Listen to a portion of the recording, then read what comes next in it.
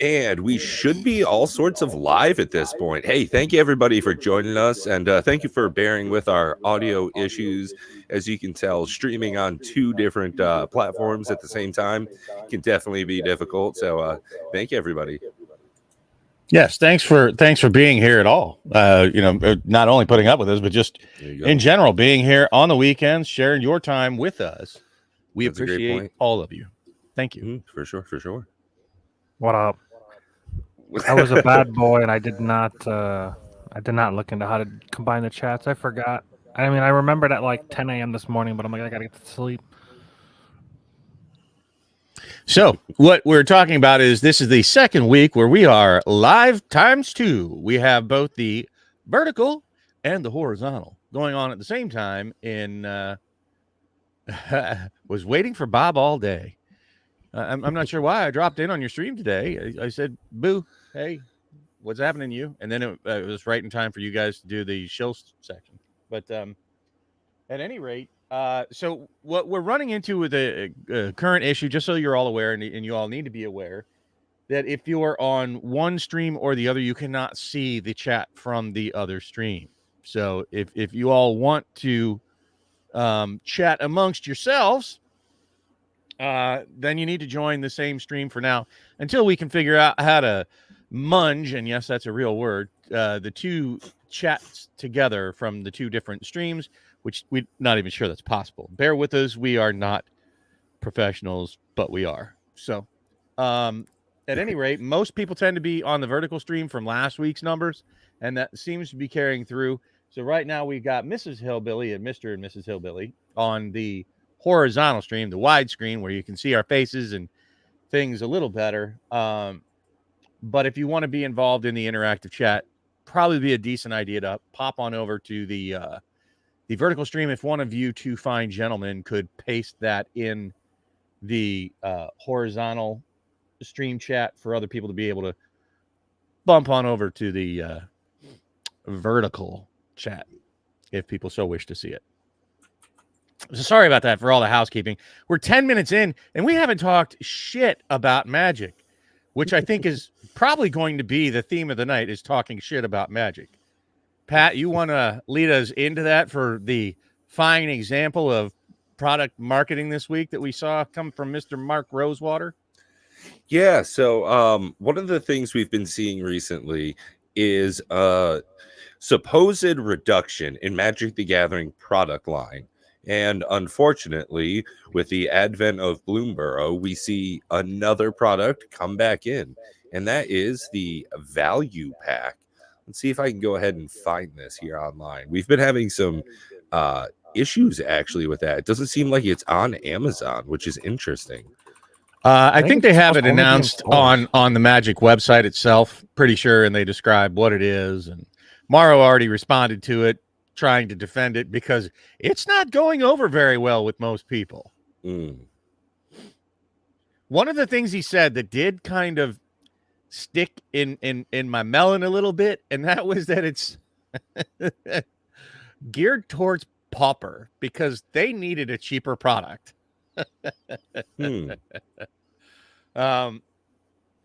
I don't even know what to say about that, considering it's not all commons. So how is that geared towards pauper? Kind of raising the bullshit flag there. Yeah, I'm not quite sure what their decision was for that. I mean, realistically, it just doesn't feel right. Well, they're trying to have their cake and eat it too. And I had a long discussion with Benson about that. I wouldn't say long. I had a discussion this week with Benson about that behind the scenes. Yeah, that's not the most super awesome on this vertical format to try to display things we've discovered. It's kind of tiny, so if you're looking at it on your phone, I hope you can see it, because I can't. That doesn't change anything. Nope. It doesn't get larger. Here. The only way to make it larger is to what's the opposite of widen? Slim down. Like you're showing like a bunch of crap like that Lorcana. Get that Lorcana shit out of there. And so you have to like. Can you minimize? You have that maximized on the screen you're sharing from. Can you minimize not minimize, but what's that second option? What's that called? Restore down. Nope, Oh, it just grabs your whole screen. You would have to do an entire aspect ratio change on the screen that you're sharing. Well, you just share the tab. Don't share the screen. I don't think you can share just a tab. Remember, we discovered that last week that Chrome does it, but Yeah, so Firefox we're won't. looking at Bloomberg's value boosters, and it's definitely a different move. I think one of the things they've done recently is in some of their promotional art. I'm gonna zoom right in here. Yeah, we'll just get the big picture. That's all we're looking at here. We're doing big picture talks here. Also, it's behind Is me. it says right on it contains up to 2 rares. So I think that is one of the things they're trying to do to address some of the market reception to it. Definitely says right on the front of it 7 cards, 2 rares, up to 2 rares. So but realistically, it's not. It's the possibility of up to 2 rares, but you also have a very real possibility of pulling a big old 0. nothing. And my bet is the majority of the packs, or at least 50% of them, will have 0 rares. But you're also supposed to be able to pull a mythic. Ooh, that would be interesting. I think it's completely fine, and I don't know why people are bitching. As long as the price is cheap enough, I think it's kind of fun. They're not going to be If you cheap buy an enough. entire box for like $40, You're not going to be able to buy an entire box for like $40. I bet you they charge somewhere around $80 to $100. No way. 0 chance that's possible. The highest I see it being is $60. But they said it's cheap. They said it's going to be at like dollar stores. It's going to be like $1 to $2 a pack. Okay. It needs to be. I think that's the big thing. It cannot be higher than that, or else people will riot. Have you been to a dollar store lately?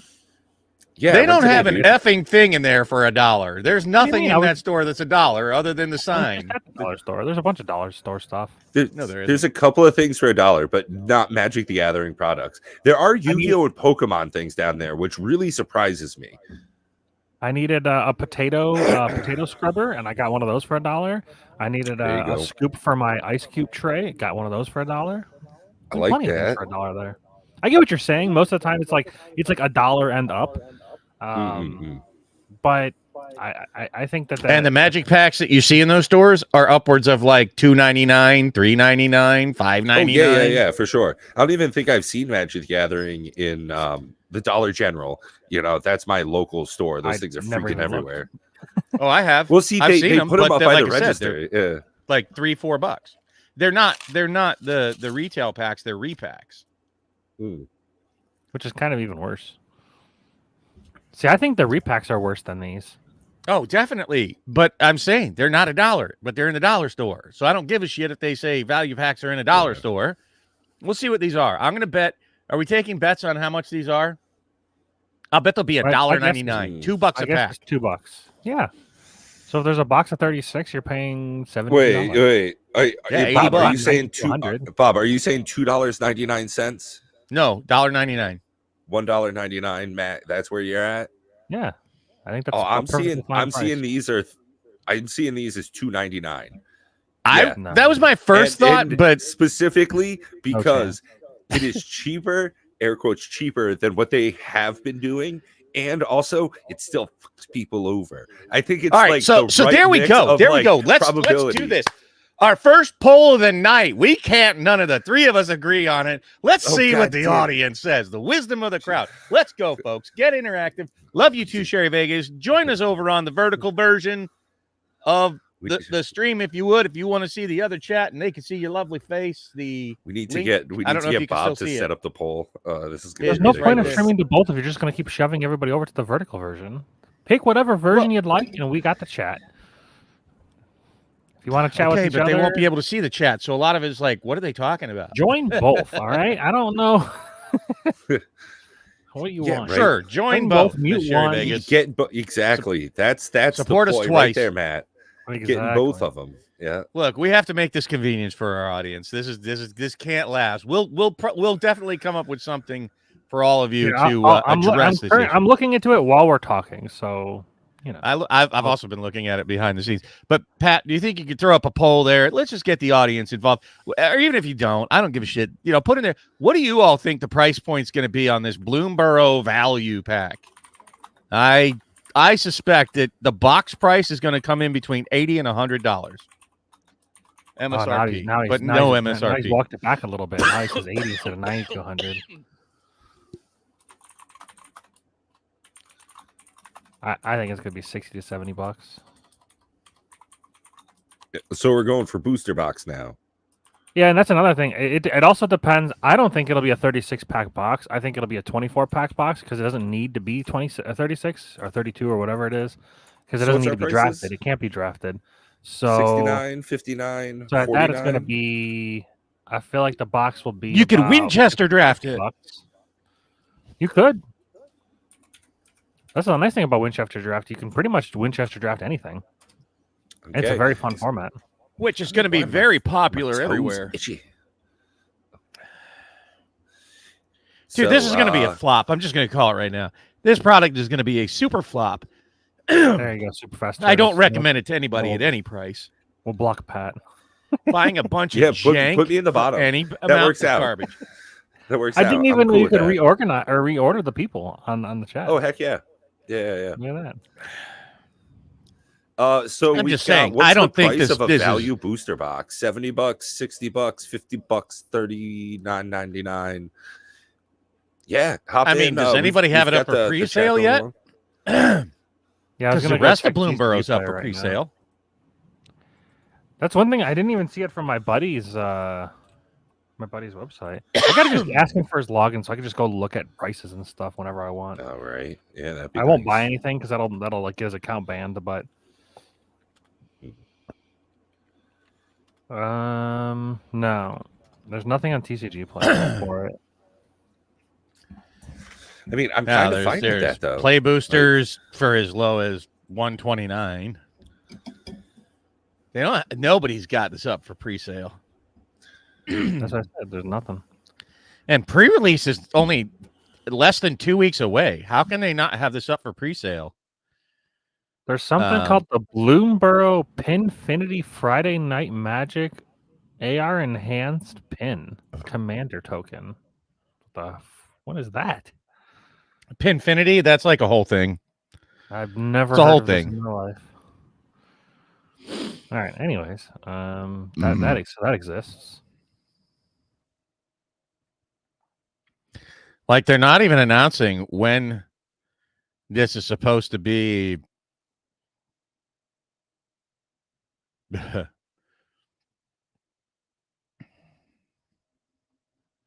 Like I don't even know what price point I would even buy these silly things.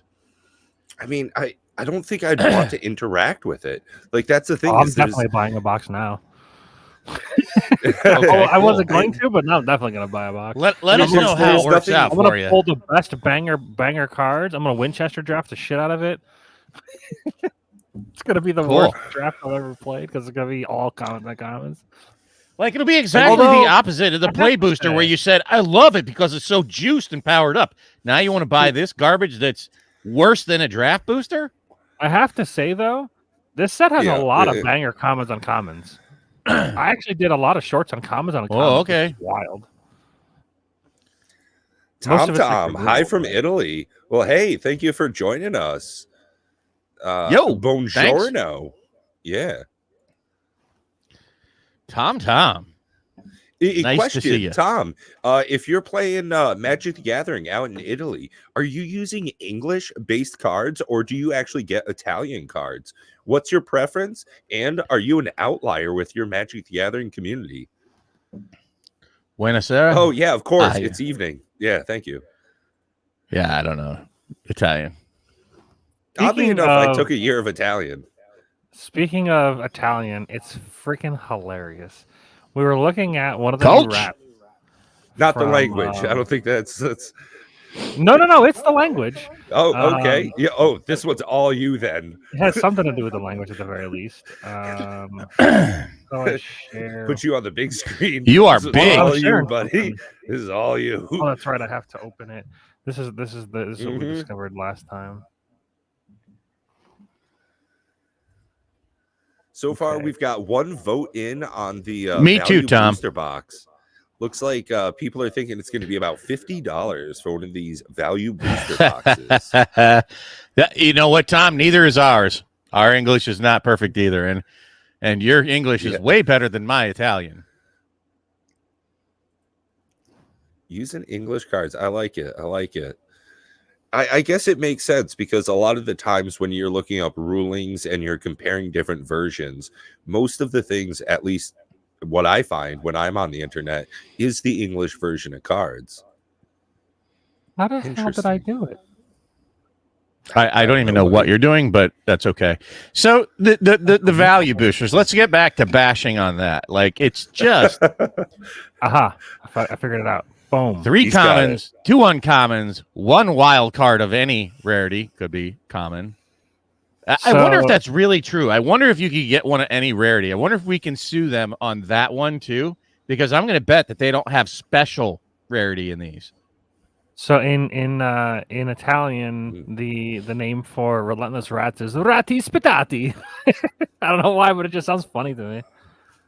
What I want to do now is I want to make a relentless rats deck with there's a new commander that came out, or it's coming out in Bloomborough. That is like a banger, and it's a rat deck.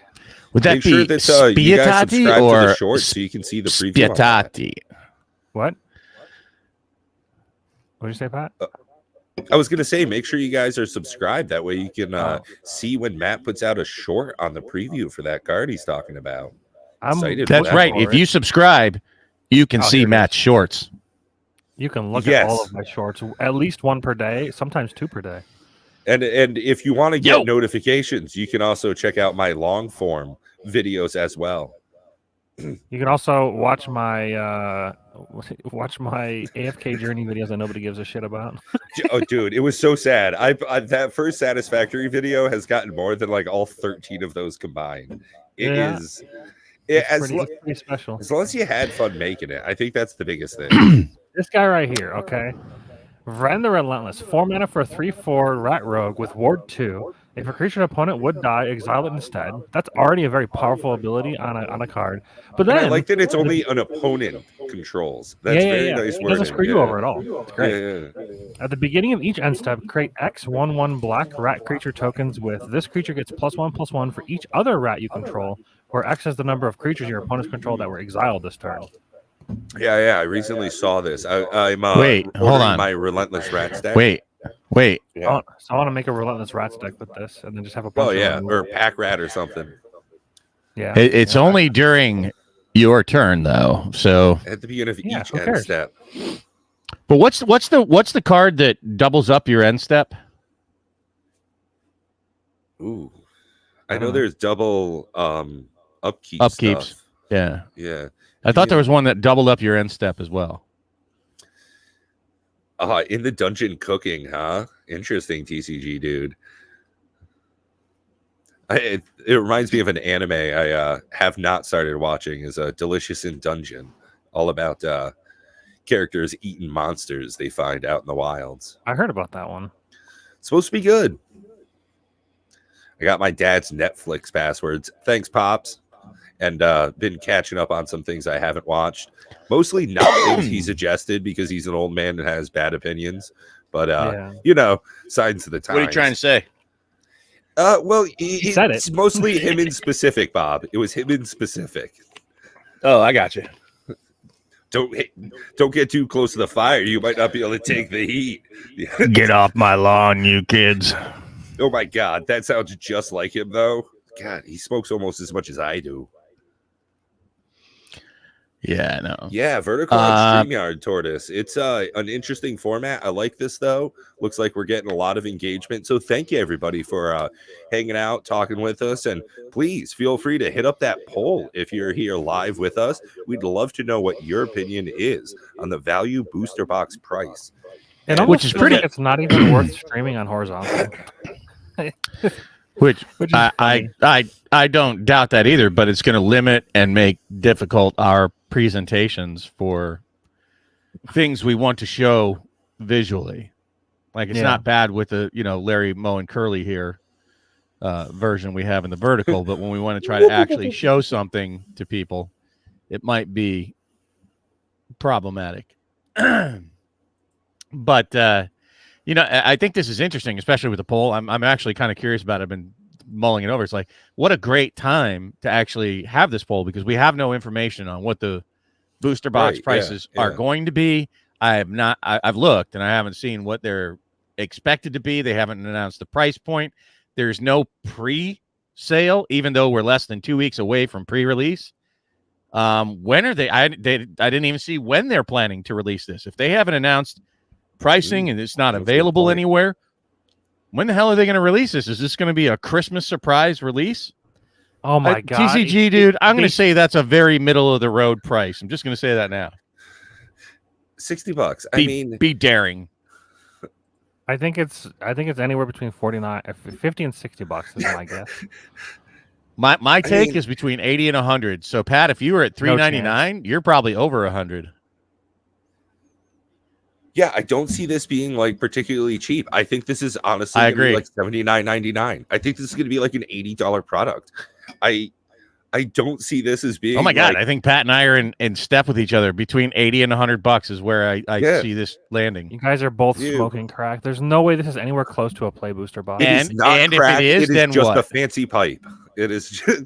Well, then it'll flop and people will reject it. Of course it is. As simple as that. Of course it is. Like, that's what I was talking about. That's what I was saying, coaches. I didn't get a chance to say it because we were talking about a bunch of other bullshit. But I was like, these are stocking stuffers and these are packs for trick or treat. Can you imagine getting a pack of Magic for trick or treat? That'd be sick. All right, we'll see. That's what we'll see. But we got to get some skin in the game on this. The problem is Pat, you and I are going to have to do like a Price is Right. I'm not buying any of this shit. Like, no. Like being correct at guessing, right? Oh, okay. A gentleman's we got to put some. I bet you your Cavern of Souls that. But that's not fair because what do I bet? What do I have in the? No, the Cavern of Souls I have here. I don't know, a cool vape pen or something. I don't know. It's. You have to open a box of something. There you go. Ooh. Like you'll have to define that. What do you mean by box? What kind of box? A sealed product of your choosing that is just like indulgent to open. I don't even care if it's Magic. If you got like some Star Wars dead, air quotes dead game, we'll get into that discussion in another episode. We're not doing it tonight, folks. And open up something that you want to, but just for like the enjoyment of cracking packs. I mean, I'd love to do another Lorcana live show with you. That was so fun, and the reception for it was phenomenal. People really enjoyed it as well. I don't know. I don't know where it's going to come in, but I just feel like that's the price point for something that they're trying to hit because they've already got the Commander decks in that $50 price point. I think they're going to try to fill that $80 to $100 price point. I think they're trying to find price thresholds is what I honestly think that they're probing for. I think that they're trying to grab enough data and go, oh, people really don't care what they buy. They care how much they spend, which is sort of the analysis that I heard online from other people talking about the products and why this product exists and all this other kind of garbage that I was listening to this week. And I think, in all honesty, that's what they're doing. They're poking us. They're saying, where are your wallet sensitivities? It's kind of funny because Matt and I did a video long before Pat joined the channel talking about wallet fatigue. And this gets back into that same vein of the conversation that we had surrounding wallet fatigue. And they're trying to probe that to find out exactly where that is as we're moving along. That's what I think. That's what I'd be doing if I was in their marketing department, is find out how much are people willing to spend. All kinds of interesting things about like price psychology on purchasing and whatnot for consumer products. Right now we got 6 votes in on the poll, 50% of people. So 3 people are saying the highest we have available, $69.99. The next most common vote, $59.99. The least common, $49.99, and 0 people vote in for our lowest available option, $40 entry point. Everybody seems to think that. Everybody seems to be thinking that, it's going to be expensive. Also, we are also all betting in a very unknown situation. What if there's only Right. 15 packs per booster box? What if there's only 20? What if there's only 30? What if there's 50? And we have no It's all clue point. how big a booster box is. We have no clue when they're Sure. coming. That's why this is fun. Wallet fatigue. We all get to be Rudy for a day and and pull shit out of our asses. I'm Rudy every day. that's it. Yeah. It's fun. I know as a product, just looking at it, I have absolutely no interest in it. I have stacks and stacks and stacks of commons and uncommons. I don't know what to do with the damn things. What if they Donate don't them have to boxes? school. I don't know. They're doing full. Because that full takes effort and money to actually donate, right? We tried that. We had some fellas on this show, and they wanted me to pay to ship it to them, and I'm like, Oh my god! get out of here. I felt almost it was like a personal affront to me. They were asking for me to pay them to take my garbage for that price. I already do that. I was gonna say we already paid. Like that's exactly it. Like, God, I hate how good these look. Like honestly, Yeah, that one is pretty dope. And it's raised foiling too. Is it? And it's rabbit. You guys know I have a rabbit tribal I want to make at some point. He's rabbit for rabbits. Right? Yeah. I got to turn off HDR. HDR. I don't understand if anybody in the chat. I mean, I guess I've already Googled it. So right. What is HDR? High definition reality. I don't know. Resolution. Yeah. Resolution. I think so I have HDR enabled, and when you share your screen or when you make screenshots, it blows it out for some reason. I just don't understand. It was good a second ago. Whatever you did, undo that. I didn't do anything different, which is the funny thing. Oh, I don't just know like why loaded. Yeah, that's whitewashed like the history. Can I move this to a different monitor? Oh, look at that! It fixes it if I just move it to a different monitor. Okay, yeah, that makes sense. Okay. Boom, and then we make it smaller. No, it's fine. It's fine. Sure. Yeah. So, anyways, Balin the Haymaker. This actually is a very cool card. It deals with tokens. Tapping tokens to make mana, tapping tokens to draw cards, or tapping tokens to give Balin some counters and the trample till end of turn. And I mean, cheap to get in, and on top of that, you're in great colors for a lot of token go wide strategy. This looks like a fun commander to make. It's like it belongs in a Hazezon deck. I don't know what that is. Hazezon? He's the sand warrior guy. Whenever you play a desert, whenever a desert go to the graveyard, one of the two, you make sand warriors. No, the original was from Legends. Hazezon Tamar, I think his name is on. Yeah, that's better. Shaper of Sand. I like it though. On your next upkeep after Hazezon is put into play, put asterisk token Sand Warriors into play, where asterisk is the number of lands under your control. So it puts a whole bunch of tokens into play, and then if you blink him, it just happens. So if you have him plus that, what's that D&D one that constant, you blink one creature per turn? Conjurer's Closet? No, it's an enchantment. Oh, teleportation circle. Yeah, teleportation circle plus Hazezon plus this thing, and you're going to have tokens going bazonkers. Yeah, you're definitely going to you're going to want a way to make many, many tokens. Yeah. And I like that it's because Skewed Swarm won't do that for you. Yeah, you're in all of the colors that make tons of tokens, so you're definitely not going to have a problem. Except for blue. Like I would have swapped probably red for blue on this. It should be a band. Red has tons. It seems very banned. It's a very banned thing to do. That's the thing. Is I like that blue's not in it because as someone, I want to build this deck. This looks like a fun experience for me to, build up. Yeah, I'd love to see Matt do a deck tech on it, and having blue in it, too many auto includes for me. So it's like I barely ever make red themed decks, and having like some goblin influence in here, this would be a fun like beat 'em up. Oh yeah, deck. With Krenko.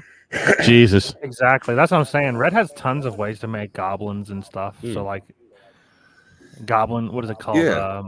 Warren. There's a so basically Goblin Warren. You'd want to look at the Wart, the Raid Mother deck and she's basically all about spamming out tokens. and you'd want to look at some of those cards and add that to this kind of deck, because that would give you a really good starting point for getting many tokens out there.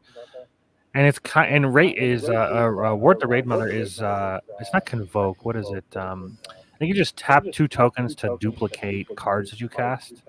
Populate. No. I think it's just copy. No. Yeah. I don't know. Yeah, I don't know if there's a keyword for that. Skewed Swarm's the one that just pops out at me like, holy shit. Yeah. Skewed Swarm, landfall. Conspire is the word.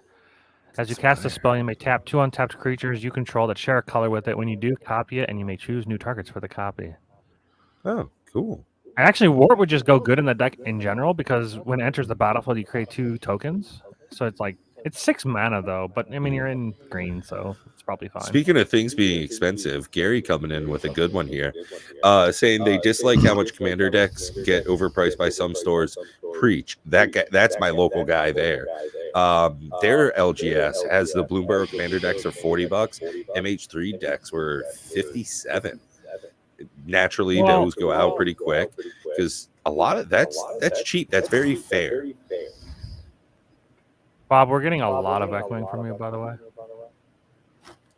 It's nothing I can do. Okay.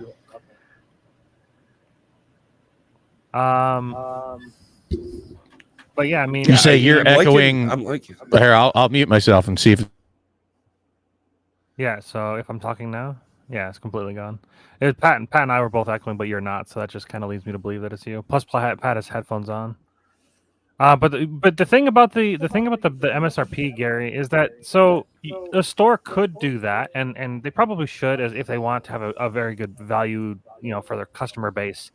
But it's also a thing where it's like there's an MSRP, which is the manufacturer suggested price, and then there's the supply and demand price. And if a product has, say, the MSRP of a product for whatever reason Wizards puts, say it's $50.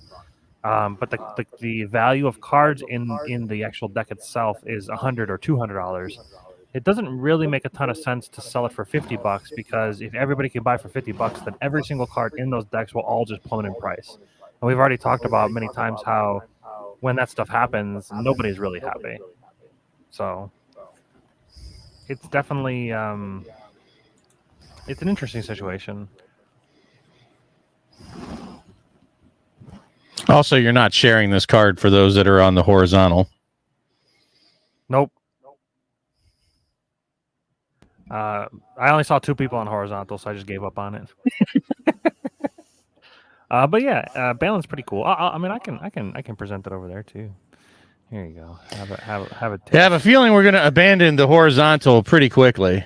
Sorry for those that are on the horizontal. No, we'll figure out a way to merge them. But yeah, but yeah, Balin's a really cool card. Definitely, we'll build around it for sure. I'll make a deck tech as the time goes on. I think there's going to be tons of ways to make this. I don't know if it's necessarily broken. I think there will be a way. If there's got to be a way to make.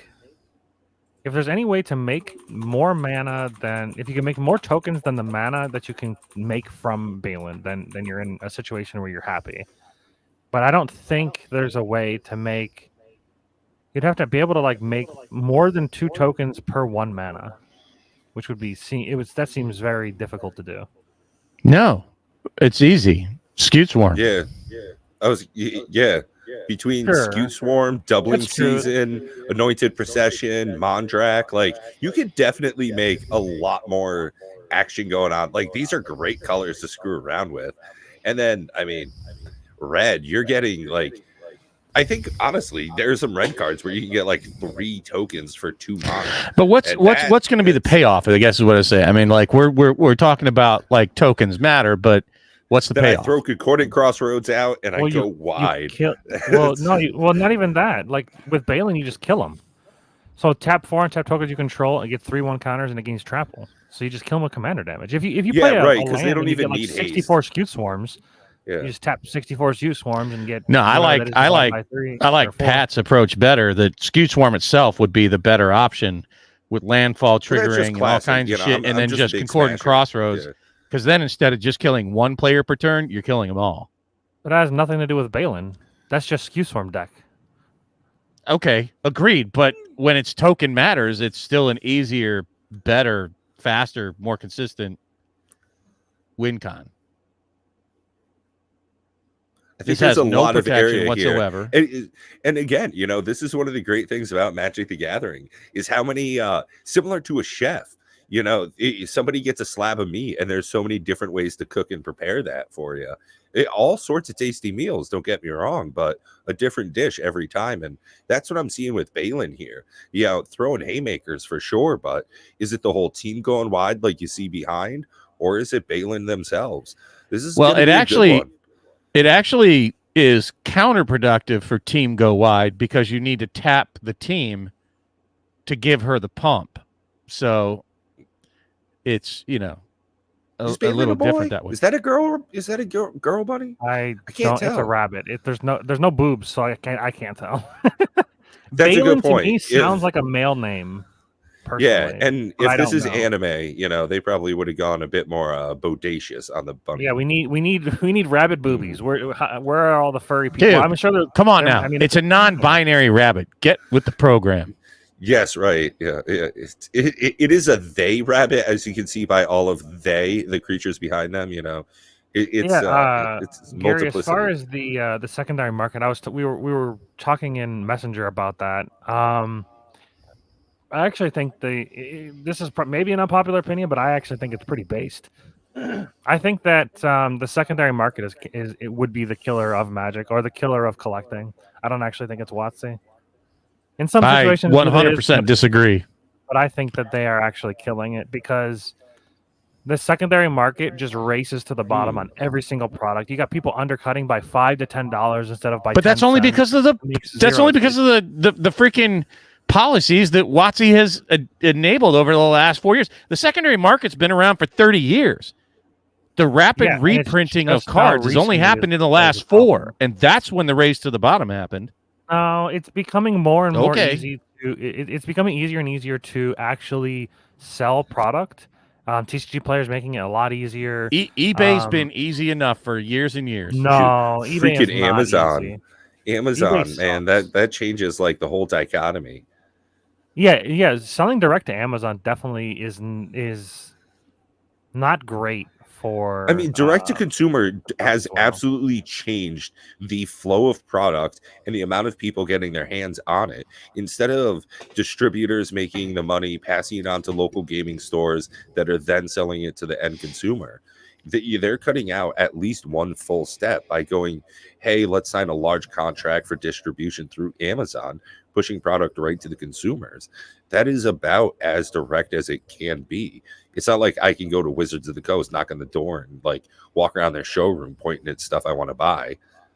Yeah. I don't think I can. That we can't do that, right? No. Ah, damn. I just found out you like walk around like in Wizards of the Coast. They don't have like a showroom where you can buy stuff, like a storefront, right? Nope. Not yet. Card Kingdom does though. They can have you like imagine? Card Kingdom's got like physical locations you can go to. Dude, if WotC ever opens up their own LGS, I think that people will riot the store. Wait, because they got their like printers in the back room. You just hear them churning away the product as they're selling it's coming out. Yeah, they've got their own printers too.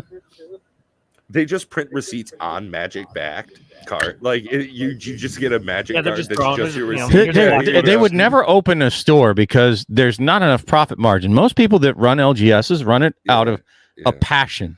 Many operate at a loss. Almost none of them operate at a large profit. And they're all running on very thin margins.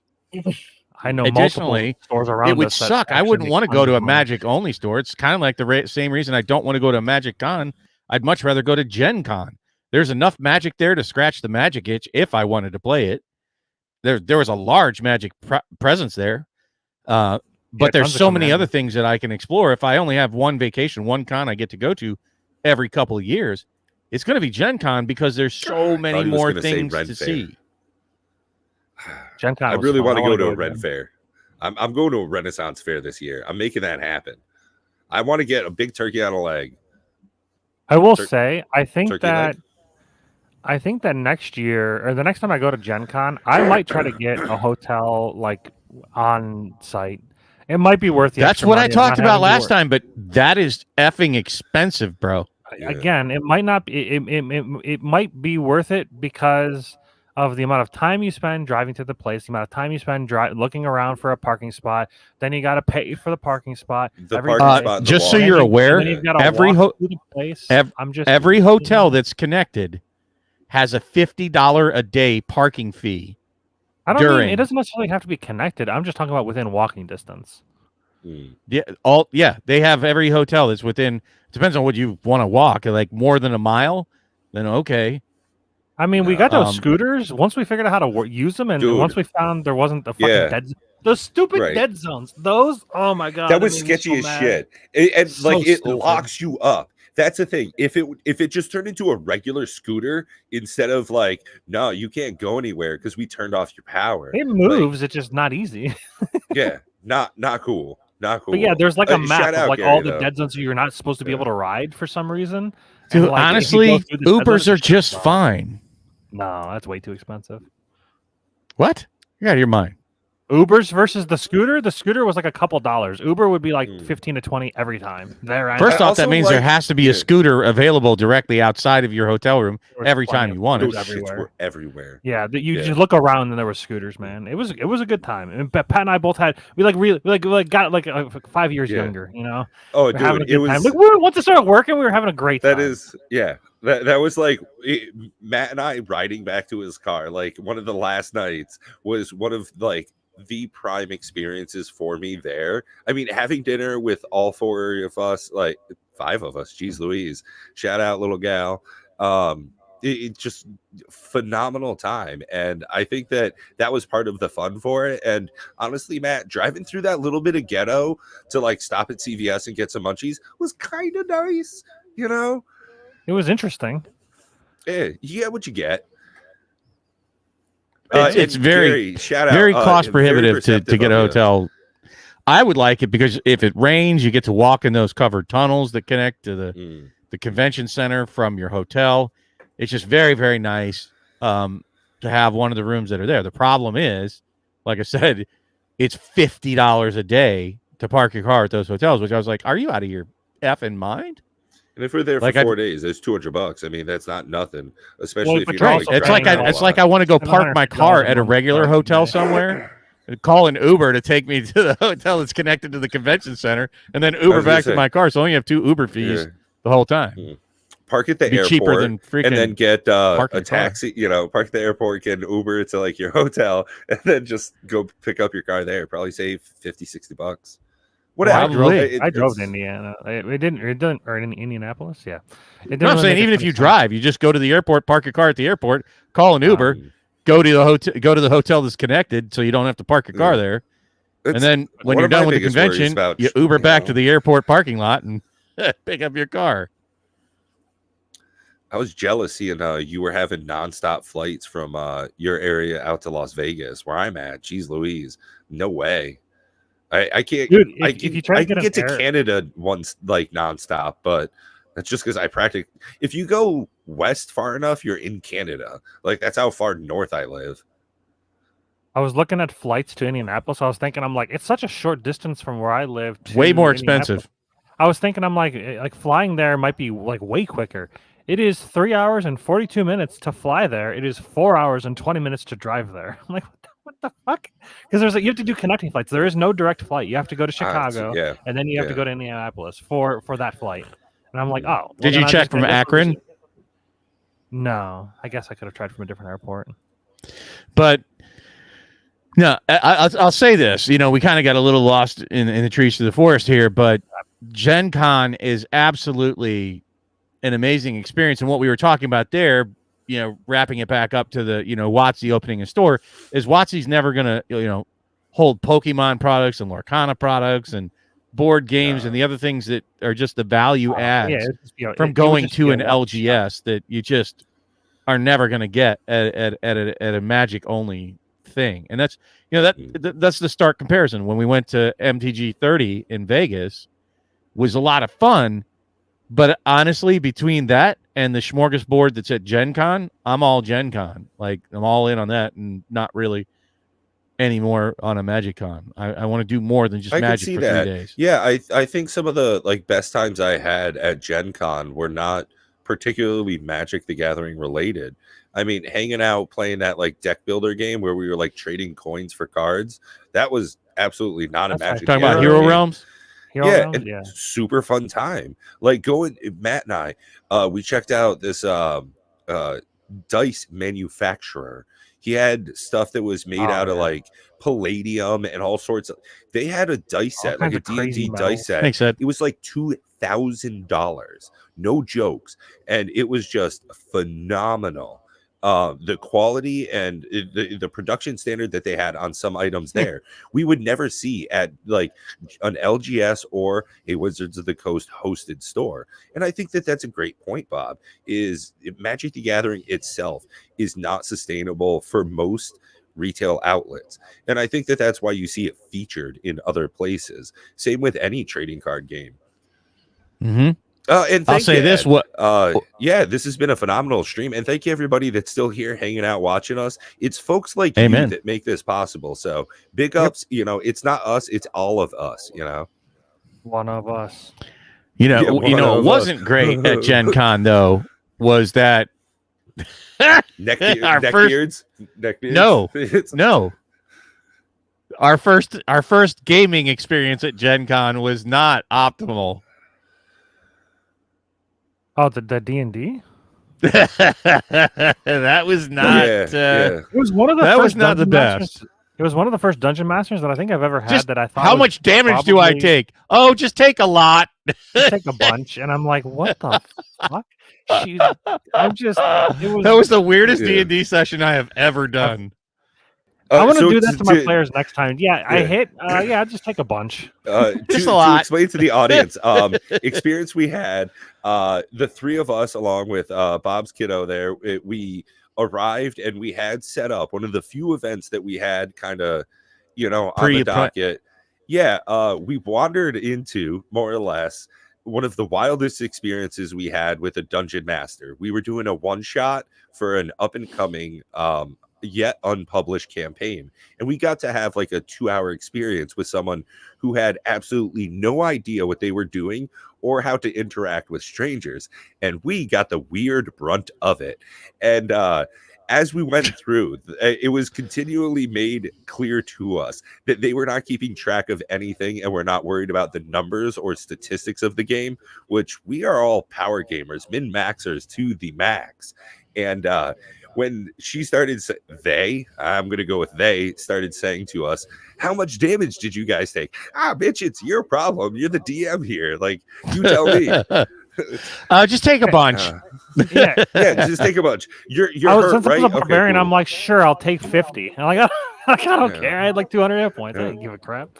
I'm raging. It was not just so not the strange. highlight of the trip, but it is something to to remember It's and talk memorable. about. Yeah. I got a free dice set, which was cool. We got a better DM experience from Uragarth. What was his actual name though? Uragarth is his tag on. You're talking about the guy that ran the session with us?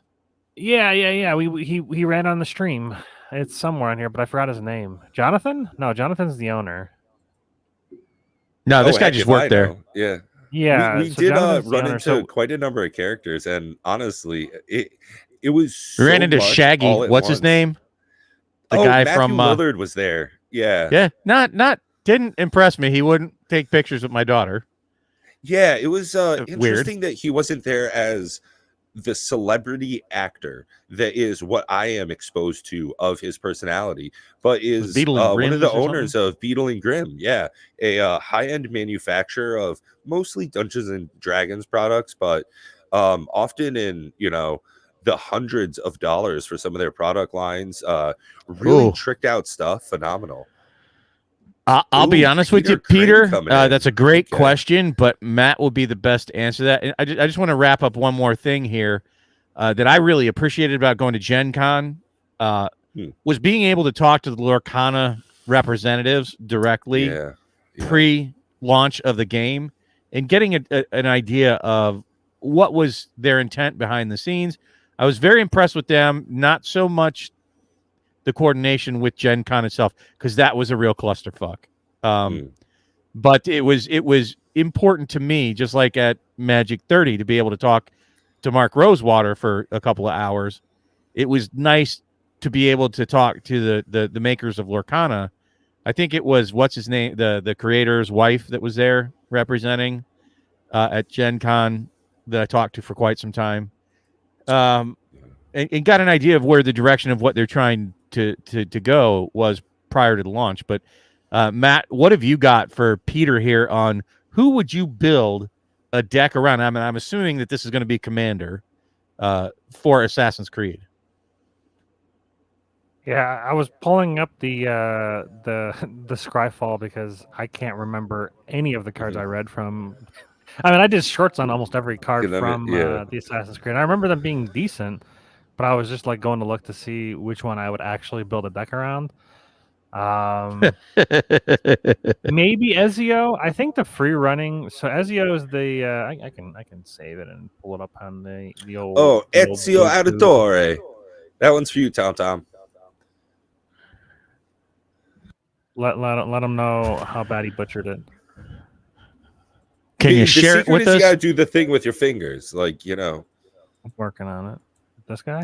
Yeah. Italian hand talking? Yeah, so Ezio... Oh, I have to move it to the other screen. There we go. Yeah. So Ezio Auditore de Fiorenzi. I don't even care about the last ability. I think the last ability is kind of a whatever. Like, yeah, if they have less than 10 life, they're probably going to die anyways. You paying Wooburg is not really going to solve much of anything. But the free running ability is if a assassin or a commander has dealt damage to a player this turn, you get to pay double black for any of your assassin spells. And I think that alone is very strong. And I like that it's super cheap to come down, and it has 5 colors in its commander identity because of the Wooburg part. So it allows you to play all of the good assassins. Now, granted, you still have to have double black for the free running ability, but I think this is probably the best one. It's probably the best one that I can think of off the just scrolling through this list. It's the most powerful, I think. 2 mana for a 3/2 with menace that gives free running is pretty strong. And I would just ignore that last ability. Like I mean, if you happen to have Wooburg and you hit somebody with less than 10 life, then sure. But like, it's such a small amount of life total that it probably doesn't matter. And specifically since Ezio himself has to do it and not just assassins. If it was all assassins you control, then it would be much more scary. But trying to like build around getting somebody to below 10 and then also having your commander connect and then also having Wooburg and then I don't know, it just seems like a lot of hoops to jump through. I think when people see like lose the game, they're like, whoa, but like I don't know. I don't foresee it being honestly, the one that I like best would be Socrates, but you know how I play Magic. Good old Socrates. Yeah. Socrates? Yeah, Socrates. Yeah, because it has some very interesting wording on him. Okay. Matt, would you be able to do us the honor of pulling that one up for discussion, if you would? Please. Is it a rare? Oh, it might be off of one of those like special guest kind of lists. Control. Peter saying they were thinking about building a deck out of that card, and they opened one pack and got 4, which is not terribly surprising because of the very small set size, even though you have got very small pack size to complement it. Color is it? How do you spell it? That's a better word. What, Socrates? S-O-K. They have it spelled wrong. Because it's Greek. I'm typing S-O-C. Yeah, I think we might have Latinized Which version do I want? We'll go with the full art. But you know, luckily you can open a few packs and get all the versions. But let's be open with everybody. I play for fun. I know that's a foreign concept to Matt. Very min-max on the funisms of playing. And this would just be fun for me. Very political card. I'm not a huge fan of Bob, like. I have a good story to Yeah. share with you after we're done talking about Socrates. That's not it. Where's he at? There he is. Allow. All right, so Socrates, he's a It looks like 3-minute he's wearing a defender. shirt made of skin. Yeah, it's Yeah, definitely. it does. It's a very Okay, sorry, I strange totally interrupted string. you right off the bat. Please keep going. Yeah, so anyways, it's a 3-minute 0/4 defender, and he has hexproof as long as it's untapped, and he can tap until end of turn. Target creature gains. If this creature would deal combat damage to a player, you prevent that much damage. This creature's controller and that player each draw half that many cards rounded down. Until end of turn, target creature gains. If this creature would deal damage to a player. Yeah, I'm not It'd be entirely great sure. for commander raids too, by the way. But And that each draw half that many cards. Yeah, because you're not worried about some of these cards that I've looked at. I'm like, oh, this would be sick for commander raids, but the way that it was worded, it was like target opponent, and I'm like, oh, but they're not your opponent. Sad. But this one, Yeah, it's like this is when you're forced interesting. to attack into the flying defenders and you want to save somebody's, important creature. So for those of you that aren't aware of Commander Raids, it's a format that we created that's PvE. It is a cooperative against a boss monster. And part of the mechanics are when he creates these flying death touch defenders, it kind of sucks because, you're probably going to lose your best creatures. And what this could do is on that turn, you could save some. Not only will you save Socrates because he'll be tapped and not attacking and can't anyways, but you could save somebody else's creature and give them the benefit of drawing cards on top of it. No, well, you can also use it as a safety as well. If someone's attacking you with a big baddie, if this creature will deal combat damage to a player, not to a creature. Yeah. So if they have those defenders, they just die. You can't save anything. And they won't draw any cards. I don't know that that's true. What? If this creature deals combat damage to a player, if it's blocked, it's dealing no damage to a player unless it has trample. So, like, if I have to swing with only 5 that damage would be blocked. We're going to need a judge ruling. It's not saying if it did deal it. It's saying if it would or probably could. No, if it would deal combat damage to a player, meaning if it's unblocked. I'm with Matt on this one. It doesn't say that. Well, I mean, there's notes and rules that says if damage dealt by a creature with the ability granted by Socrates' last ability can't be prevented. Oh, that doesn't matter. None of that matters. But a creature can't deal damage unless it would be able to deal damage, and it can't deal damage unless it's unblocked.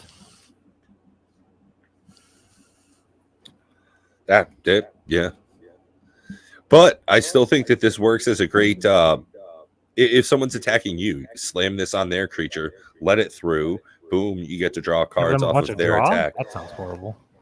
Yeah, well, instead of them hitting you for lethal, that doesn't sound too bad. On one creature, put it on your own. Yeah, I could see this doing something. This could be an interesting deck to make, and I'd like to see a strong version of it. In Azorius, this definitely screams control. I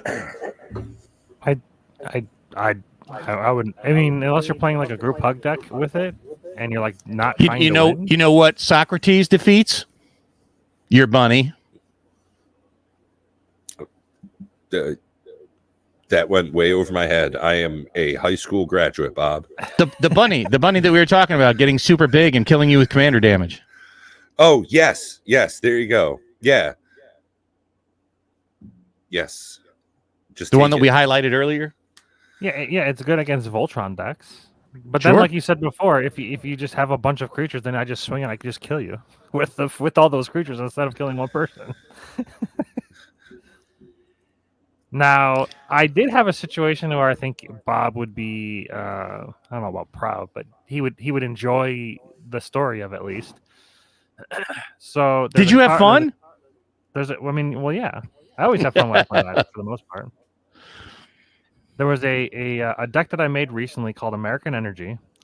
It's coined by my buddy, not me. And so Dr. Madison Lee. So the thing that it's an energy making deck and it does energy things. You don't have to worry about the deck how But here's a situation that we were in. So my buddy was playing a Beladross deck, which is the dragon that you can pay 10 life to untap all of your lands.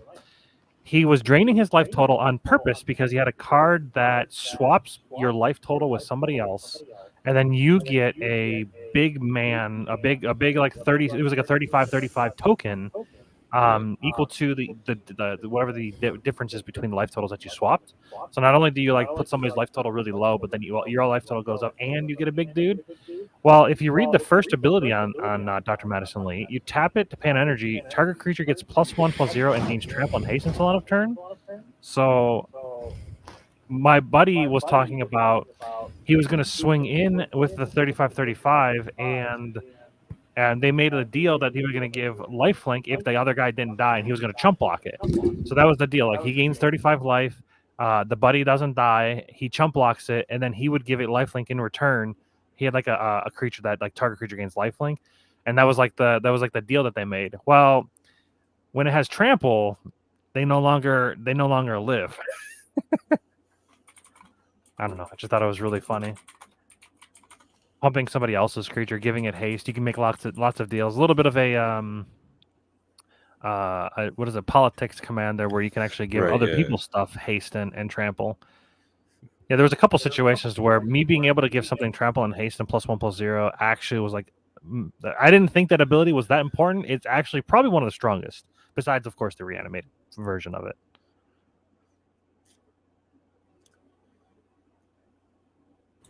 Yeah, I'm not a huge reanimator. That's never really like been my thing. It's an interesting play style. I've definitely seen some people do very well with it.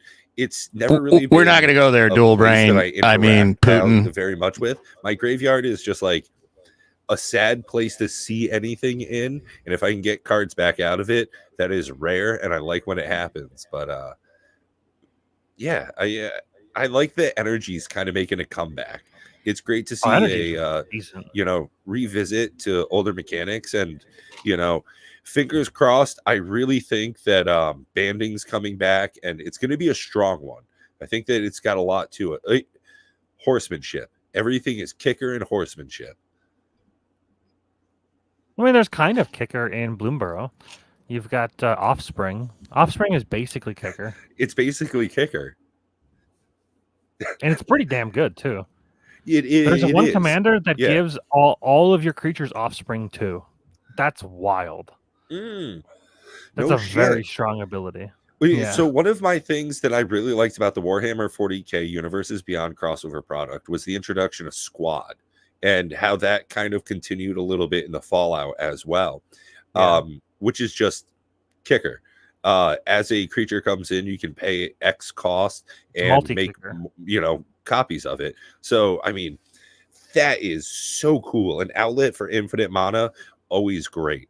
And I think that how they had used it really made sense. If you've got a bunch of Brotherhood Paladins coming in, pay extra. It's a larger squad. Duh, makes total sense. And what they're doing with Offspring, it being a 1/1 version of the same creature, I think thematically that's very tasteful. So I'm behind it. And honestly, I really would love to see an Offspring commander deck. You guys are giving me way too many good build ideas. It's almost like I can take all this money that I was spending on booze and I actually put it towards something that's equally useless, but I can have fun with more than one time. That's the thing about drinking, is you take the fun from tomorrow and you have it today. You keep doing that for long enough, and it's some very no fun days. But with proxies, hot dang, man.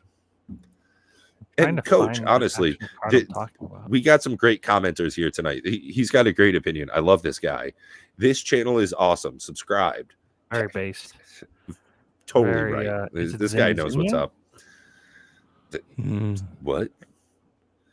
Zenless Zone Zero? Is that what you said? No, Zinnia. Zinnia? Nunya? What? So it's not picking it up from the speaker, because I had the volume all the way down and it was still registering on the microphone. 7/24/24 doing early access. And it never happened before what are you we were accessing. Hillbilly, you got me enticed. I want to know more, buddy. Well, there's an easy way to solve that. Considering we have 0 viewers on the vertical stream. All right, why so let don't we me ask you let this: Ben- I just logged out of the dual casting, Yeah. so I'm no longer on the horizontal. Thank you very Works for much. me. But let me know if Okay. you still hear the echoing, please. That's helpful. That would be a I had a very thought, strange thing. And I lost it as because well. I'm old. Before we got sidebarred there, but it had to do with the investing money in Apple. We kind of glossed over that. Bob talking. I don't know about specifically Apple, but just the S&P 500. Oh, there we go. You know, you're going to get me on my soapbox, Coach, about financial responsibility.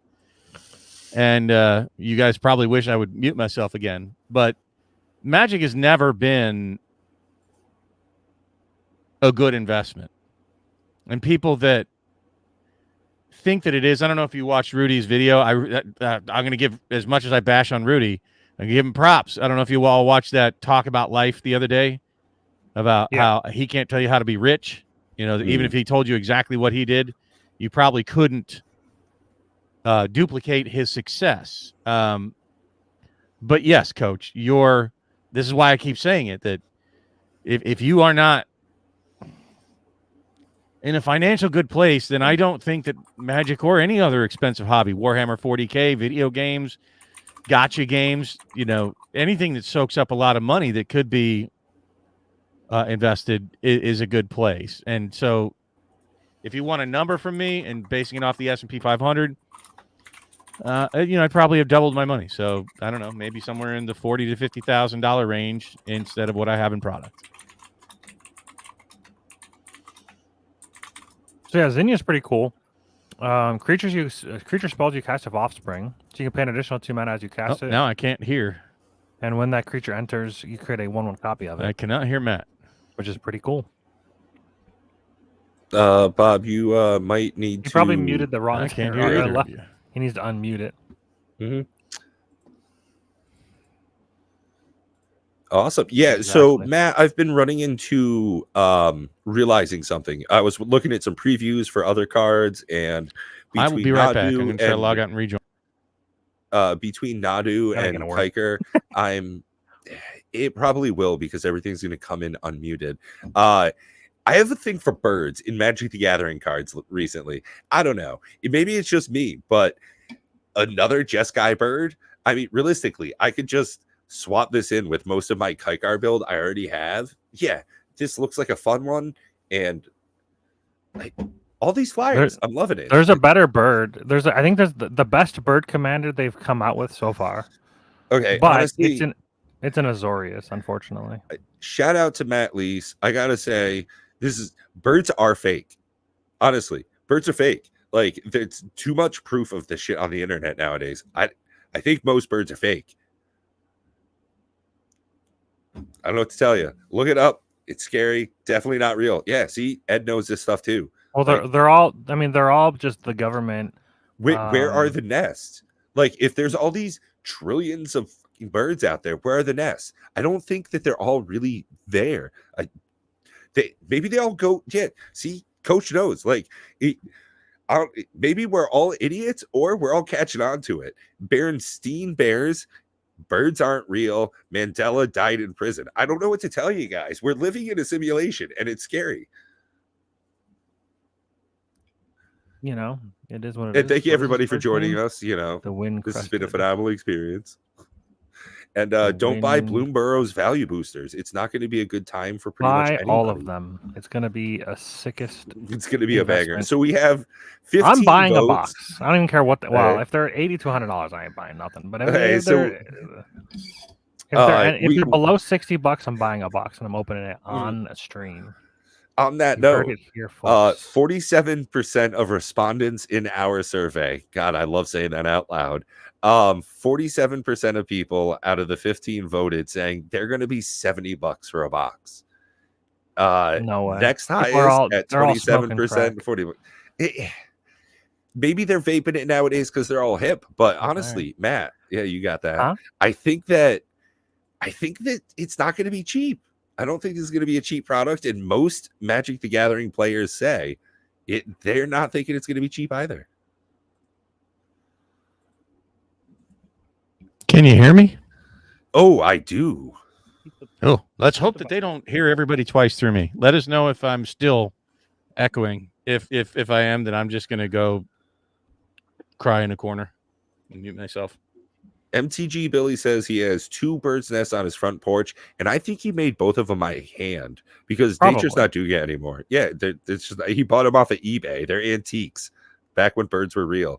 Gary has an actual question for us. Please, we would love that. Why did my camera freeze? Although Ray would rather just hear I'm my not sure what I back. missed. Are we talking about the Rudy thing? I thought it was a great rant. I think a lot of people would benefit from listening to it. I think no, that we it's were talking about how birds aren't real. Yeah, that it's all a government conspiracy. Well, I think it's like that one guy about this, the not YouTuber, but Twitch guy that walked up and snatched the hat off the big buff gym guy's head and got slapped for it. Smacked. Yeah. One of the comments was, "It's not the slap he wanted, but it was the slap that he needed." Yeah. Right. So I think that that's sort of what Rudy's kind of rant was, and it's unfortunate that a lot of the things that I think Rudy tries to do doesn't appeal to me, but when he has his candid conversation, it appeals far more to me. So I liked it. I think it's worth a watch. When he kind of pulls back a bit of the facade and he gets real and he talks about the experiences that he as a person, an investor, and a player has, it comes off honestly a lot more personable and relatable than the crazy taco man, which honestly from time to time is totally fine. But when you do it all of the time, you lose a lot of credibility. And unfortunately, for a long stretch there, that's what his personality was made to be. And I think that those throwback episodes, the pink visor episodes and some of the sit down and talks, are some of his best content nowadays. Agreed. Problem is, I don't think it's something that he can do on a recurring basis. I don't think he can do it on a daily. It's unfortunate, but I don't think he could do it on a daily basis, nor would it have the same impact. It would be, like rubbing the same wound every day, and everybody would just become callous to it. I would like to see a series where he's like going through like what he's actually doing, on a daily basis. How did he do it? What is he doing? Showing us the ordering, he wants to keep decision. I think he wants to keep a lot of that stuff behind closed doors. His retail location. That's why I want to see like it. Right. Those are some of my from all of Rudy's videos. You have to go back and really search. But some of his oldest stuff from like 8-9 years ago was when he opened local gaming stores, and he has some of him setting up shop and talking about like the retail experience, like all the mats and stuff that he had behind the scenes, and setting up glass countertops like what Ed's got in his videos. It was a really interesting experience, him going through it, and it was so much more relatable. He seemed like a human being instead of like the hype man that we've all come to know and see all of the time. Coach, it's worth a watch. His thoughts about life video that came out, I think, this week. I actually watched the whole thing, and I thought it was excellent. And I think that a lot of people were like, "You're not going to tell me what set to buy next? Get out of here!" and just swiped off of it. But it was a good video, and I think a lot of people. It was a lot of life lessons about just about how to go through life, and that sometimes you have to embrace the suck to get to a good place. Oh yeah, for sure. And that, just because you see, Elon Musk have his success, or Mark Zuckerberg, or Bezos, it doesn't mean it's replicable. It doesn't mean that you're going to be able to do what they did, even if you follow the same exact footsteps. And that's usually what makes people successful, is doing something that is cutting their own path and is filling a need. I think probably the best message for success for anybody out there is see a need, fill a need. That's really the true formula for success. Whether you're selling cars or see a hole, fill a hole. Amen. Exactly. Got a big old hole behind me. Just keep throwing money in it. That's what I tell the road crew whenever I see them. See a hole, fill a hole. So Ed saying here, we got from Dual Brain MTG, the video that got him was that Rudy was showing the Urza sealed boxes and discussing the types of sealed that were involved. The depth of knowledge there was impressive, and the experience building that stuff. Put a thumb on it. Yeah. Yeah, I don't want to put my thumb in the hole. Thank you. You got to stem the bleeding. You can see that he's got skin in the game. I mean, I do this green screen, but I got sealed product. I got literally handfuls of Magic the Gathering and other trading card games here on the desk, but I prefer the look of this. What can I say? I'm a modern feller. But for folks that kind of just sit and, rant from behind a microphone or keyboard warrior it up, it is good to see someone who talks so much and has, recognition. It's because of his actual participation in the market. Sure. And he's in lots of markets. He could probably teach you real estate videos, other investment strategies. He probably knows more about crypto than the three of us. At least from like a financial investment standpoint. He knows the stock market because he was a licensed broker. He's an impressive human being in that regard, but he even admitted on the video himself that he's a bit of an introvert, and he admitted that he has to kick people out that are around him as cronies when he's going to do his videos, that he can only interact with the camera alone, not in front of other people. So when he's talking to somebody off the screen, that's not anybody there. I said this, that he, at every video I've seen, candid videos where it's either somebody else filming him or him filming himself, like at a convention or around other people, very socially awkward person, in my opinion. Oh yeah. Him playing the professor when they had a heads up game and video dude, back in the day. That was cringe. Super cringe. First off, I love the professor, but he was a little bitch, the whole time about it. Yeah. Rudy was just awkward and awkward. It was just the most awkward match to watch ever. It's like, God bless it.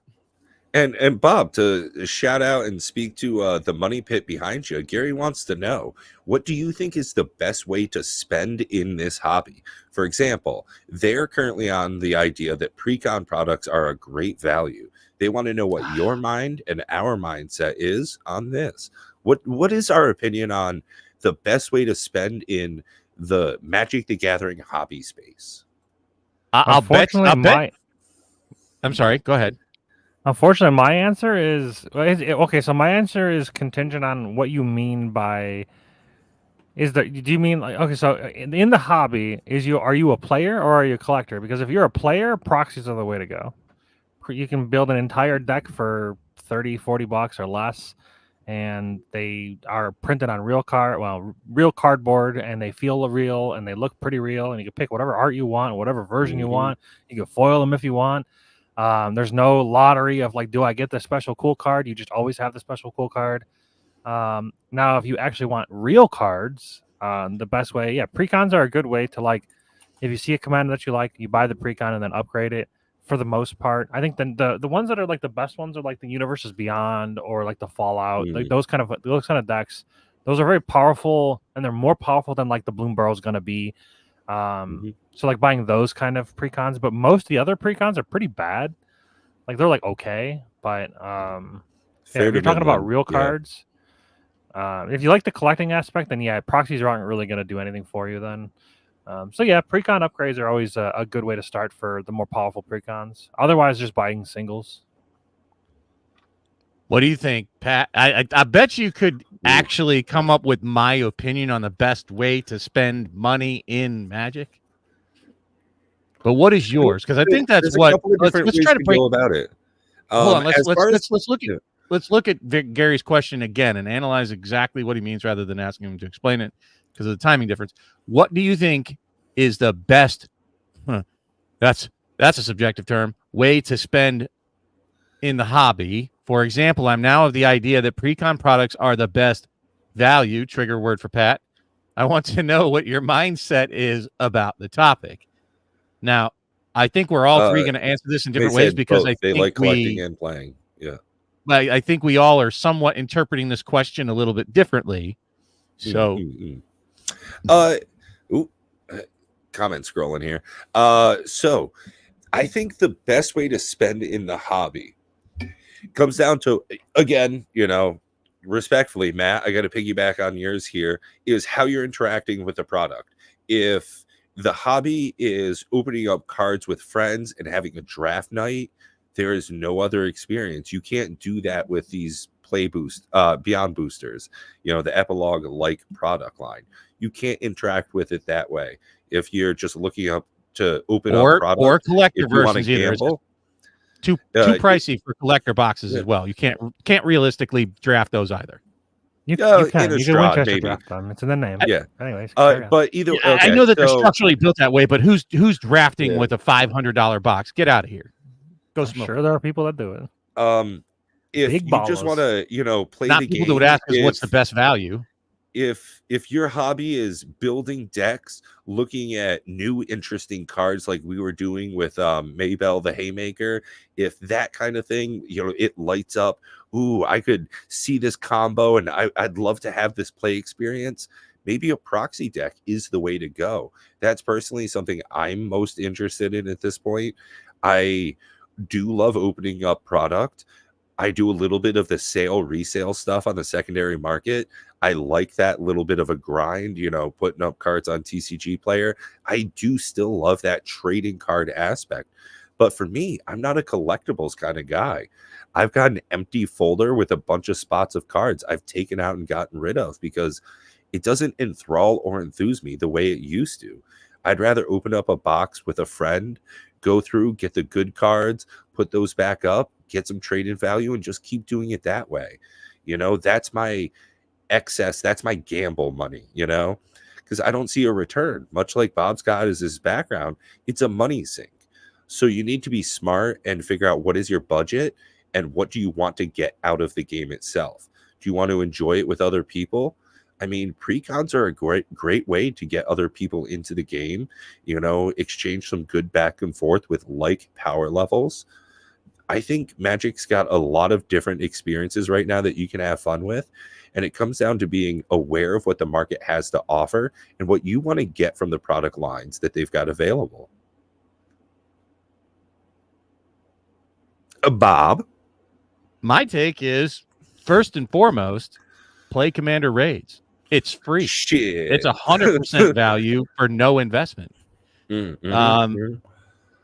It really is. And if you're going to play it, I agree with Matt and Pat. If you're going to play Commander Raids and you're looking for an expensive deck that you want to play, proxy that shit on makeplayingcards.com. Not a sponsor, doesn't want to be a sponsor, but we'd like to have as one.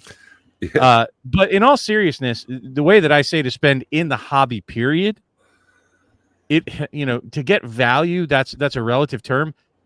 Acknowledge that if you open sealed, you are going to lose money. Just for all practicality's sake. Yeah, the house is supposed to win. Let's not even go to the edges of the bell curve here. You open product, equation equals you lose money. Typically somewhere between 40 and well, we'll say between 30 and 70% loss, right? It's very possible in every product. The chances of making money are so slim, it's not really worth mentioning.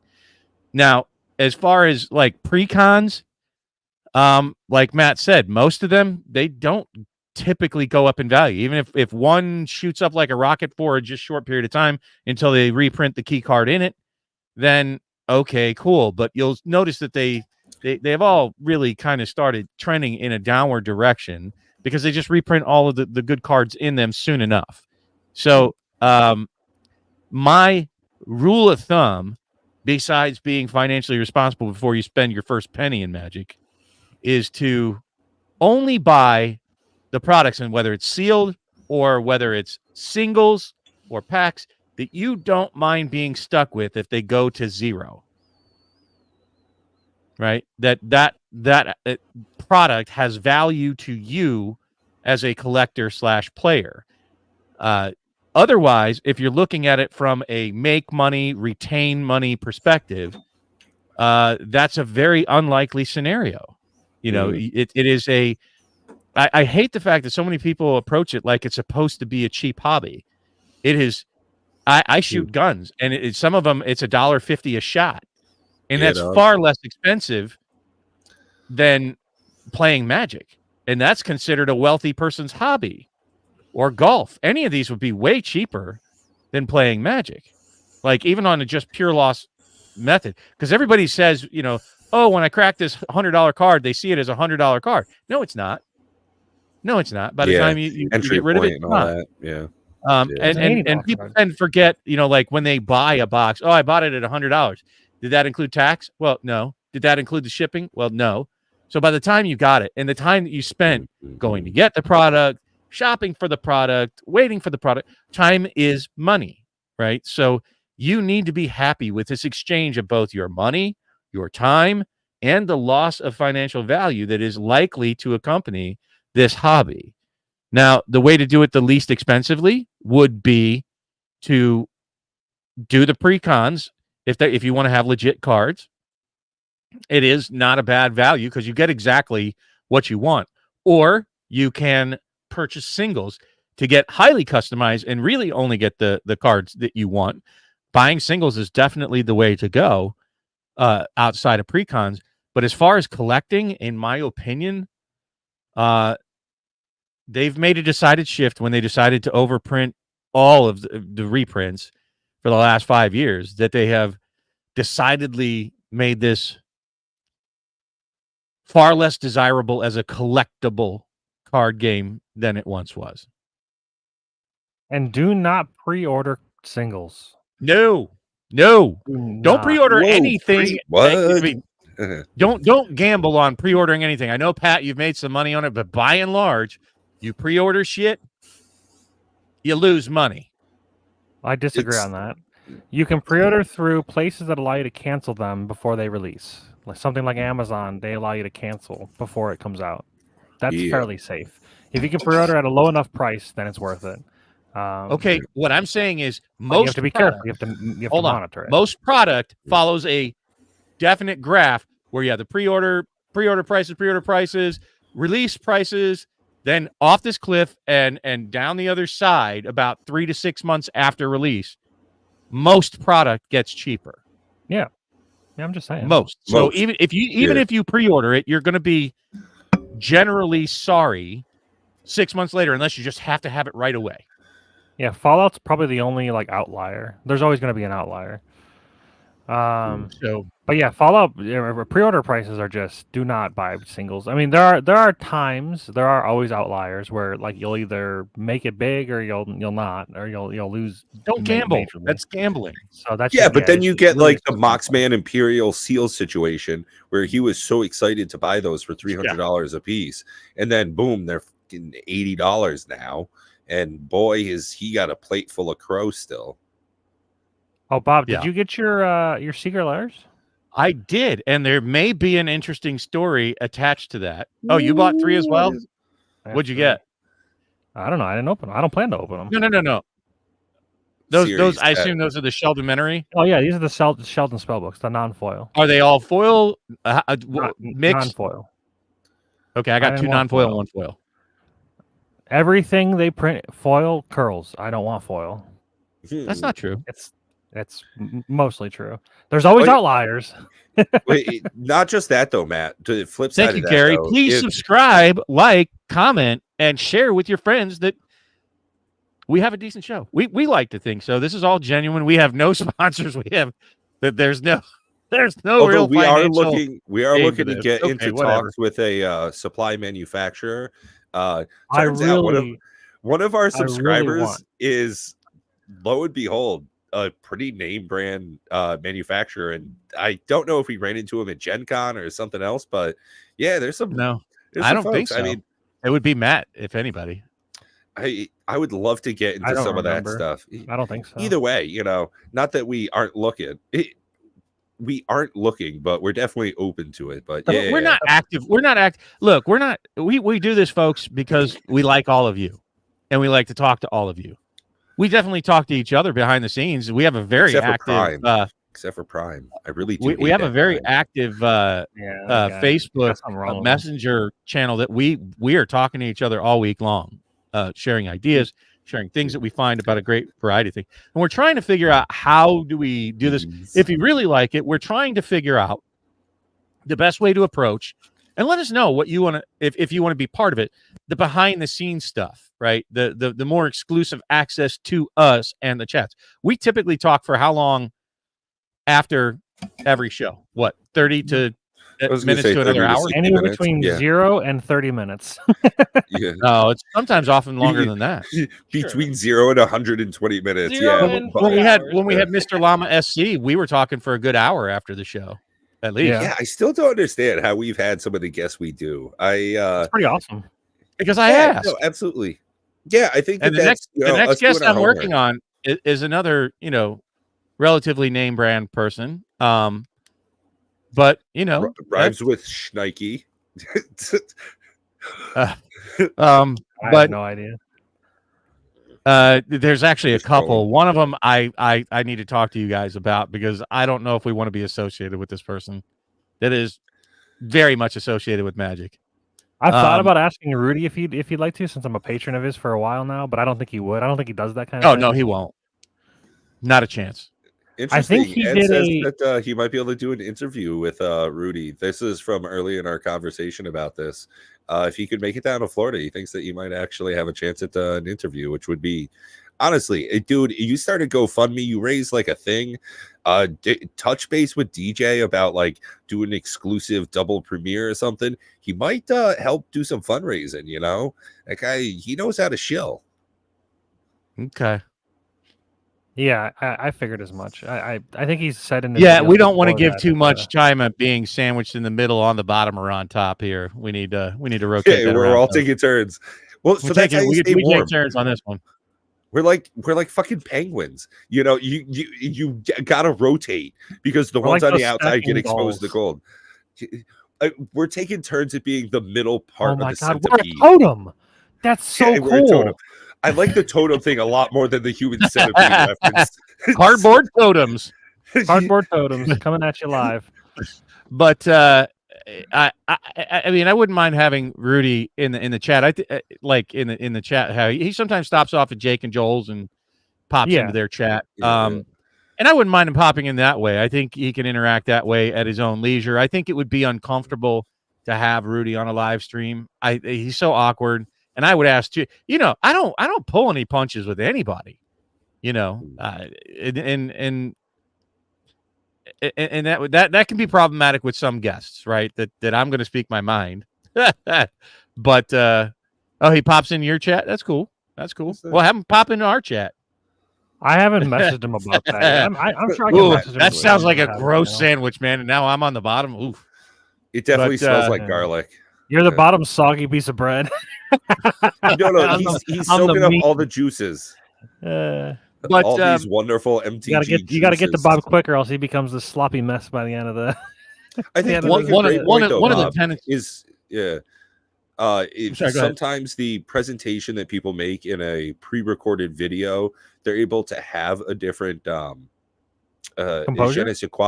Well, no, they have like a different personality, demeanor. Yeah, I think Mr. Llama's talked about it before, the air quote YouTube voice, where they have just a different personality that they take on, in front of the camera. What up, Bill Keys? And I think that having a live stream, there's definitely a different type of personality for it. I mean, you got to be on your toes. I'm already like a monster, and now I'm on Diet Pepsi at this point. You got to make sure that you got the wit and you got the action going. Holy that might not be. I already had my coffee at the start. That might not be the thing for some people, in the back and forth. And like you said, the exploration in sometimes previously taboo topics, or something that they haven't talked about publicly before, that can be difficult for a lot of creators. And he keeps a lot of things real close to the chest. And I can see that not working well for him. Maybe even having like a set of notes. These are the things we can and cannot talk about. You've got to have that discussion, which we always do with our interviewees. Take a look, like in our channel, like some of the very first videos that I did. I was so painfully Not good in front of the camera solo. I need other people to play off of. I like the energy. I like having the energy, not just of Pat and Matt, but I like having the energy of you folks in the audience. You bring up topics. We get on a roll. We go down rabbit holes. It's I like this. And that's one of the things I said where I know you guys want to get big, but if we got to like, the Rudy kind of big and had a live chat, we wouldn't be able to even see the chat scrolling by, right? Like, sure we would. That would be much less fun for me because how do you even interact with the audience at that point? I totally get you. So there's a pretty big creator, Markiplier.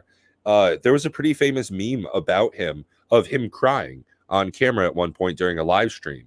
And he talked about it later in a phenomenal interview.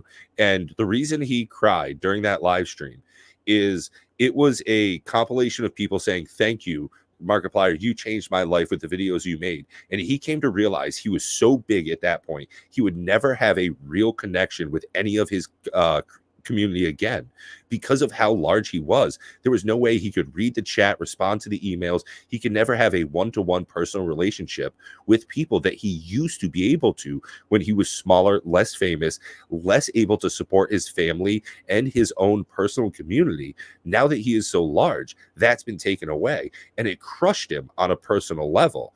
And that's why that meme got so famous. But the story behind it, like you said, Bob, there's a certain relationship where I get to shit on Prime, even though I love the dude and we talk behind the scenes all the time. And I can't wait for that dumb lizard man to get in front and save all of us from a non-threat. Whereas, like, I'm gonna just jump into the void. Whereas, Don't do that. You're not wearing I'll armor. be honest. I was playing earlier today. I recorded like 3 hours of Satisfactory. I got up from my keyboard after making another banger thumbnail, and I said out loud, wow, I would love it. This was my job. It was just like, no shit. Like, who doesn't want to play video games for a living? I mean, come on now. Yeah, like it sounded like a pipe dream. And now it's one of those things where, like, okay, you used that when I was young, early 2000s, to be able to make a living playing video games, you had to be like the #1 Halo, most elite killer in the world. Nowadays, it's just like, yeah, let's play a Minecraft, and people just like watching me. Like, that's a possibility nowadays that we can do this and people enjoy it enough. I guess I'm saying that when I played Path of Exile and I streamed it as my main game on Twitch, this was I don't know, 7 or 8 years ago. I actually was fairly large. I would average about, anywhere between 20 to 100 viewers. That was like the average. And then I was making friends because I did a podcast with all of the content creators and the tool makers of Path of Exile. So I made a lot of friends with higher up streamers. So every now and then I would get a raid from those streamers. Those streamers would have like 1,000 to 2,000 people coming in all at once. And I can tell you, I've experienced that kind of level of chat, and that's that. Even 1,000 or 2,000 is still not a lot compared to what it could be.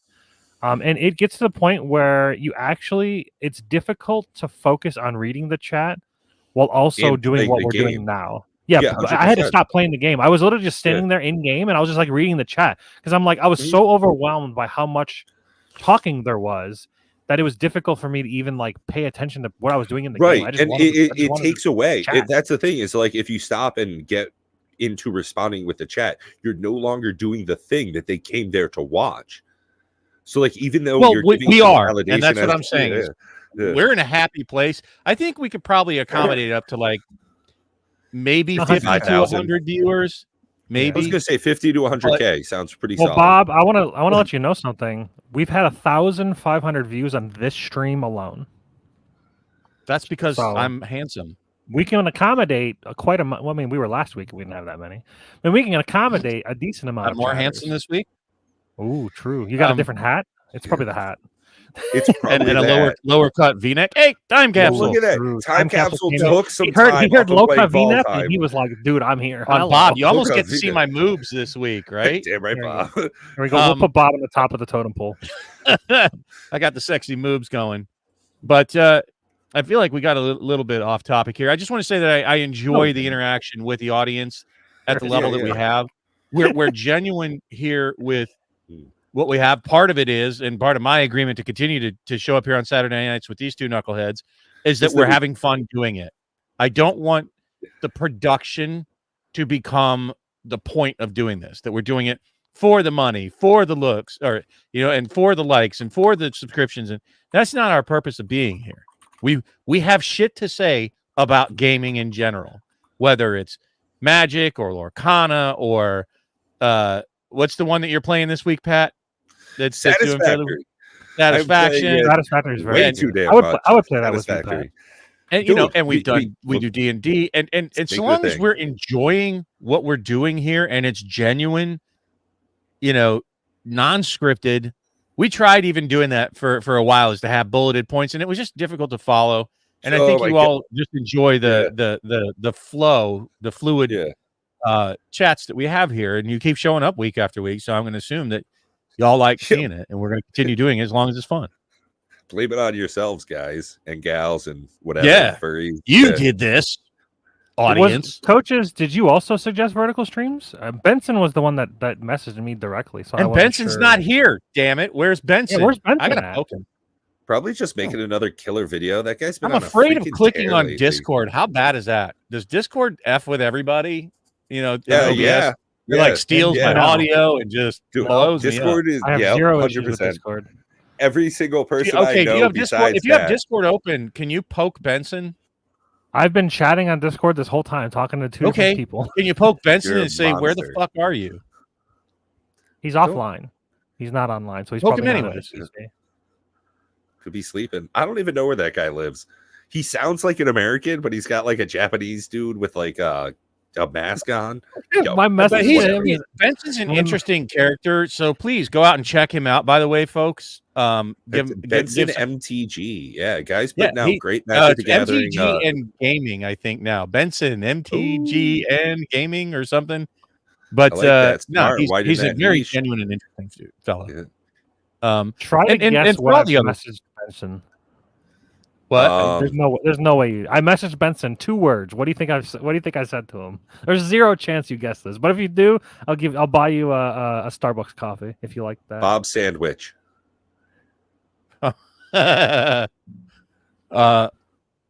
Magic money. Nope. You pooping? You pooping? Okay. Feel that. Yeah.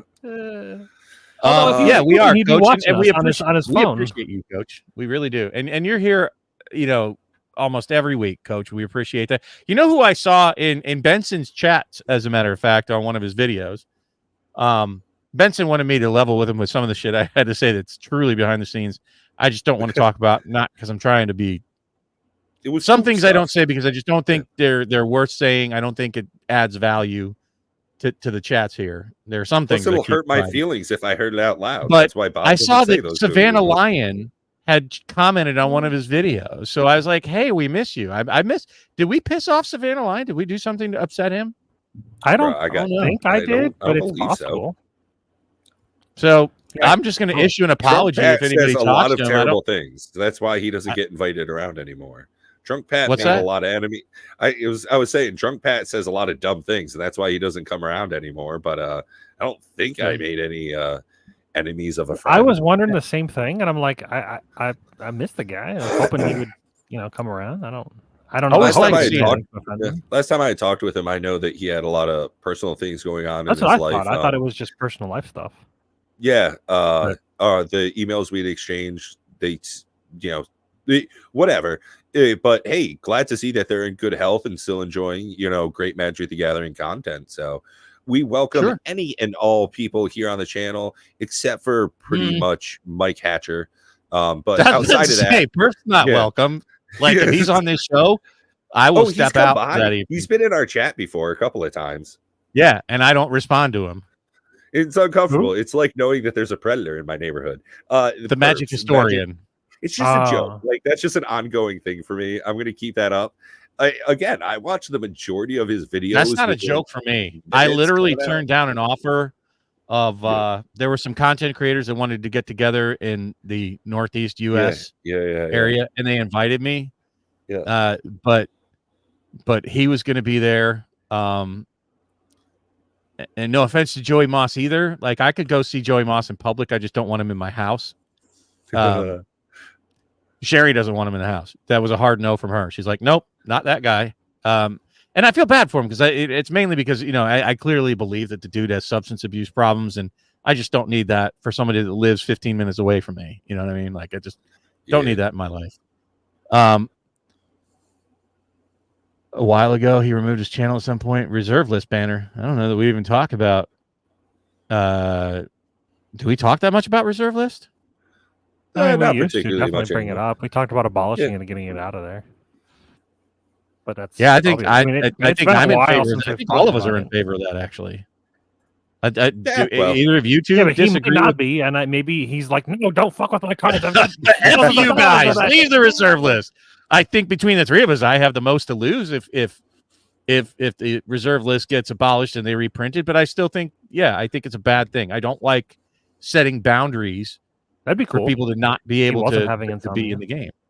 I think but it hurts. Do you think there's anything cool in value. these Sheldon spellbooks? Do you think there's special stuff in here? Is there like an extra card that's something snazzy? Yeah, probably. I mean, they always for every secret layer add an additional card? I don't know. I've heard I guess that. I have to Google it. You know what you can do? You can watch videos on YouTube of other assholes losing their money. I was going to open one, but I'm like, I don't want to. Why? Because of the value? Why'd you buy the value them? would just go away. But I mean, if anybody bumps into Savannah Lion, let them know that we miss him here at Cardboard Conversations. So it's getting a little long in the tooth here for the evening for me. What have you guys got going on this week, specifically in the gaming world? Because my week's been eaten up with buying a new gun. But what have you guys got going on? I took a week. It pretty much. I mean, I refinished it and all that kind of stuff. Because it came with a brand new stock that needed to be oiled and sanded, and it takes like a day between each coating and all that stuff. And we went shooting, and my shoulder hurts. Pew, pew. And it's a real man's gun. That's how Bob shoots. Pew pew pew. I do, even He's in like a range. The dude on trucker mud flaps. Pew pew pew pew pew. But what do you guys got going on this week? So as you can tell, I'm definitely playing a lot of Satisfactory. I've already got a couple episodes gone up. Some more in the Check shoot. that out, folks. Having a lot of fun with my that. Mom's cat's in my. Hold on. Okay. Along with that, I've actually looking at ordering some proxy decks. I've got 2 decks that I've got pretty much finished up, looking to get ordered. And when those come in, going to go ahead, do a review, kind of a reveal on those. Otherwise, kind of just getting things together. Friend from work has a play group. She locked her cat I underneath might start my porch. doing some, D&D stuff. Might have some other games over there. Got some great things going on in my personal life. Things are going good here. Nice. What about you, Matt? What do you got going on lately? I've got Dr. Madison Lee EDH Tech coming up on the 16th. That's scheduled for that today. Check it. I've got 2 more AFK Journey videos, wrapping up the series. I know that nobody really cares about that, but it was fun for me to play, and I hope that maybe one day people will watch the series and see that it was a fun time. It existed. Going forward, on the 18th, there is the new Path of Exile League announcement, so I'm looking forward to that to see if the new league is going to be good or not. I started playing the First Ascendant. It is like a Destiny 2 Warframe combination. The problem I like Destiny 2. The problem is the First Ascendant doesn't do anything better than either of the games, which is it's like the customization of Warframe. Why play the WoW clone when you can play WoW? Yeah, it's almost like you're playing on like a private server with better graphics. Because I will say the First Ascendant's in Unreal Engine 5, and it looks beautiful. It looks very good. Visually, it's good. So like that's the one thing that it does better. Everything else is just worse. So it's like it's hard to keep playing.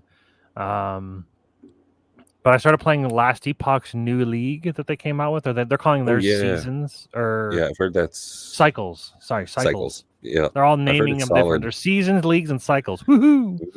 Just name all the same freaking thing. But it's Last Epoch's an interesting game. It's a very good game, but at the same time, I think that it's going to have longevity issues for me.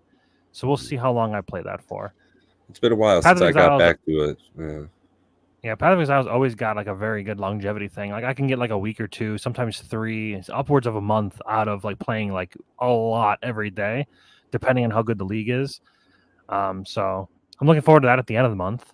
But other than that, I'm just playing. I am playing Zen the Zone Zero, Wuthering Waves, and AFK Journey. So I'm playing 3 mobile games. I stopped playing Genshin because I can't play 4. And quite frankly, Genshin's kind of dog shit. So it's just, it is what it is.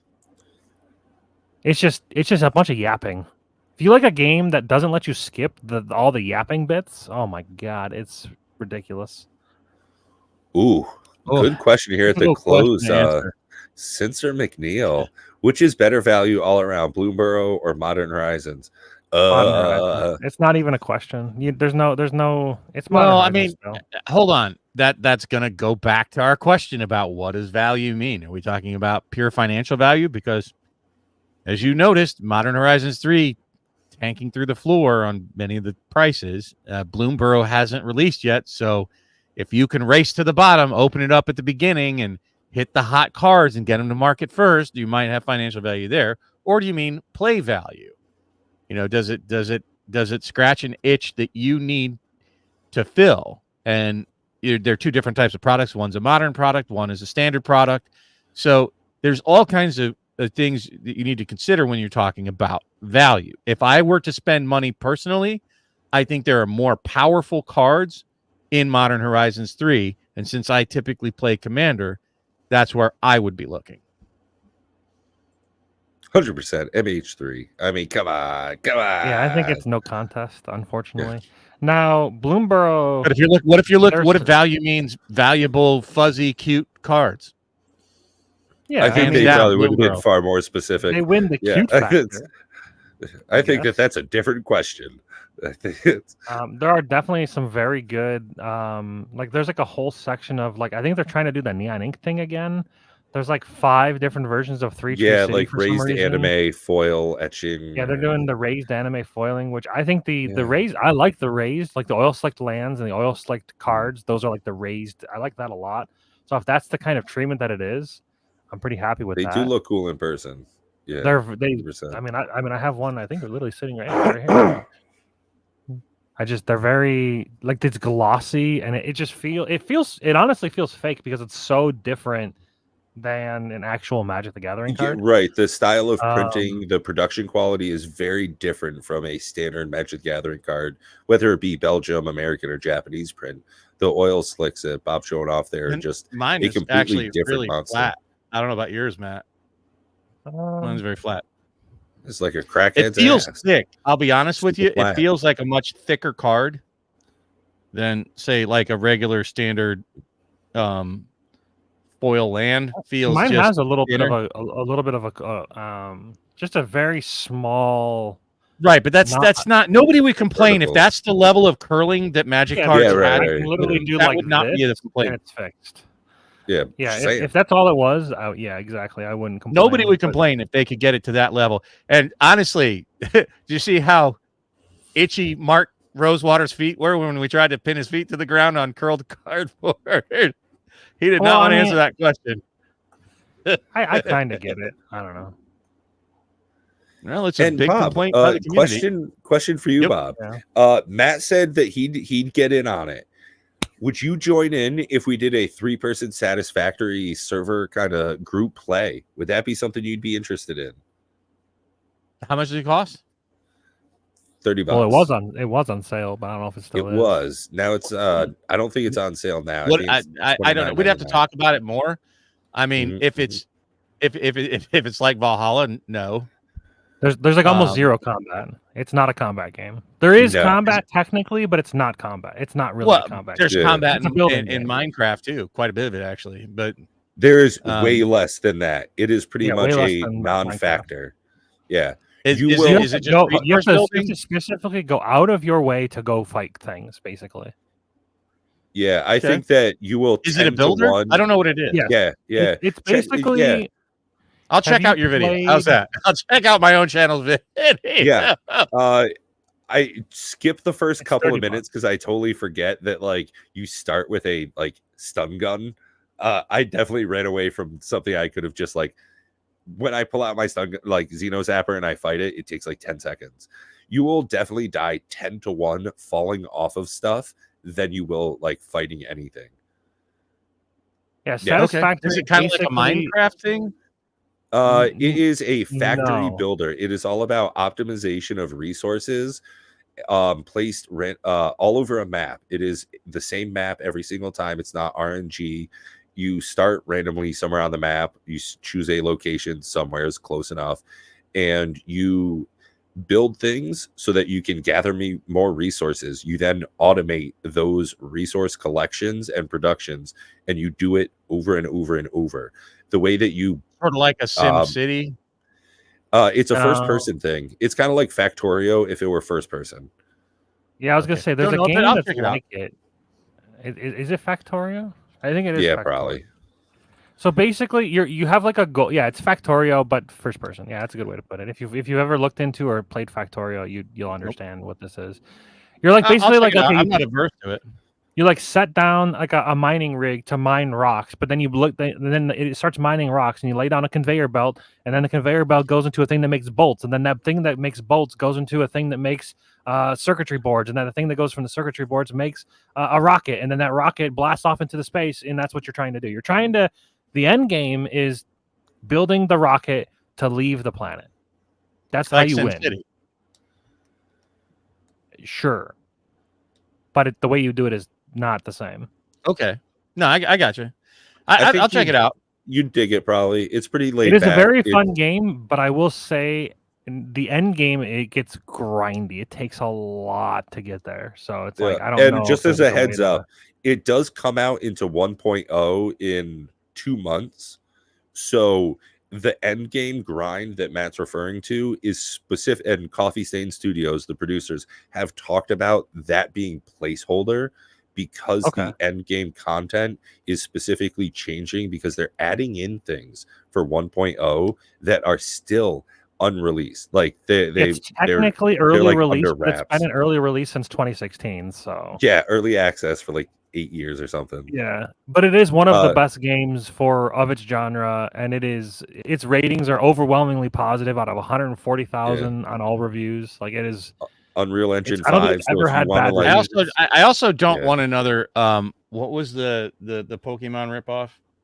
It's not World. It's not anything like Power. Nah. This is check out. Watch some videos of it. I'll check it out. I think. But I just wanted to touch a little bit. So this week I'm going to try if I can. I had talked with one of my LGSs that I'd like to go in and teach that PvE version of Lorcana to them. I was also thinking about taking in my hug deck and the rule set to run a Commander Raids game as well. So any of you that aren't familiar with Commander Raids, and if you're interested in a PvE cooperative, non-competitive, that doesn't mean it's not difficult, but it's non-competitive. You're not competing against each other. It's cooperative.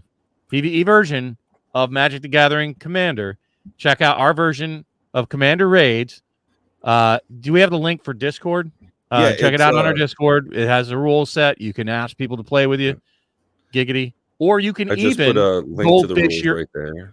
You can even goldfish your own decks without just sitting there and running cards out. You can actually interact. Richie, you finally show up at the end of the show, my friend. Great channel member, Mr. Richie Dubs. But check it out. Commander Raids, very different way to play Magic. Additionally, it'll give life to cards that you wouldn't have thought about before, that suddenly you're like, that's dope. So check it out. Commander Raids is a good way to interact with Magic, a positive way. Share it with friends. It's free to play. Hit us up. I'll even try to play with you. I'm not going to commit Matt or Pat, but typically it's not hard to get us to jump on Spell Table and play a game. So it's true. Check that out as well, folks. I'm going to try to spread that a little more this week. Awesome. I don't have anything else.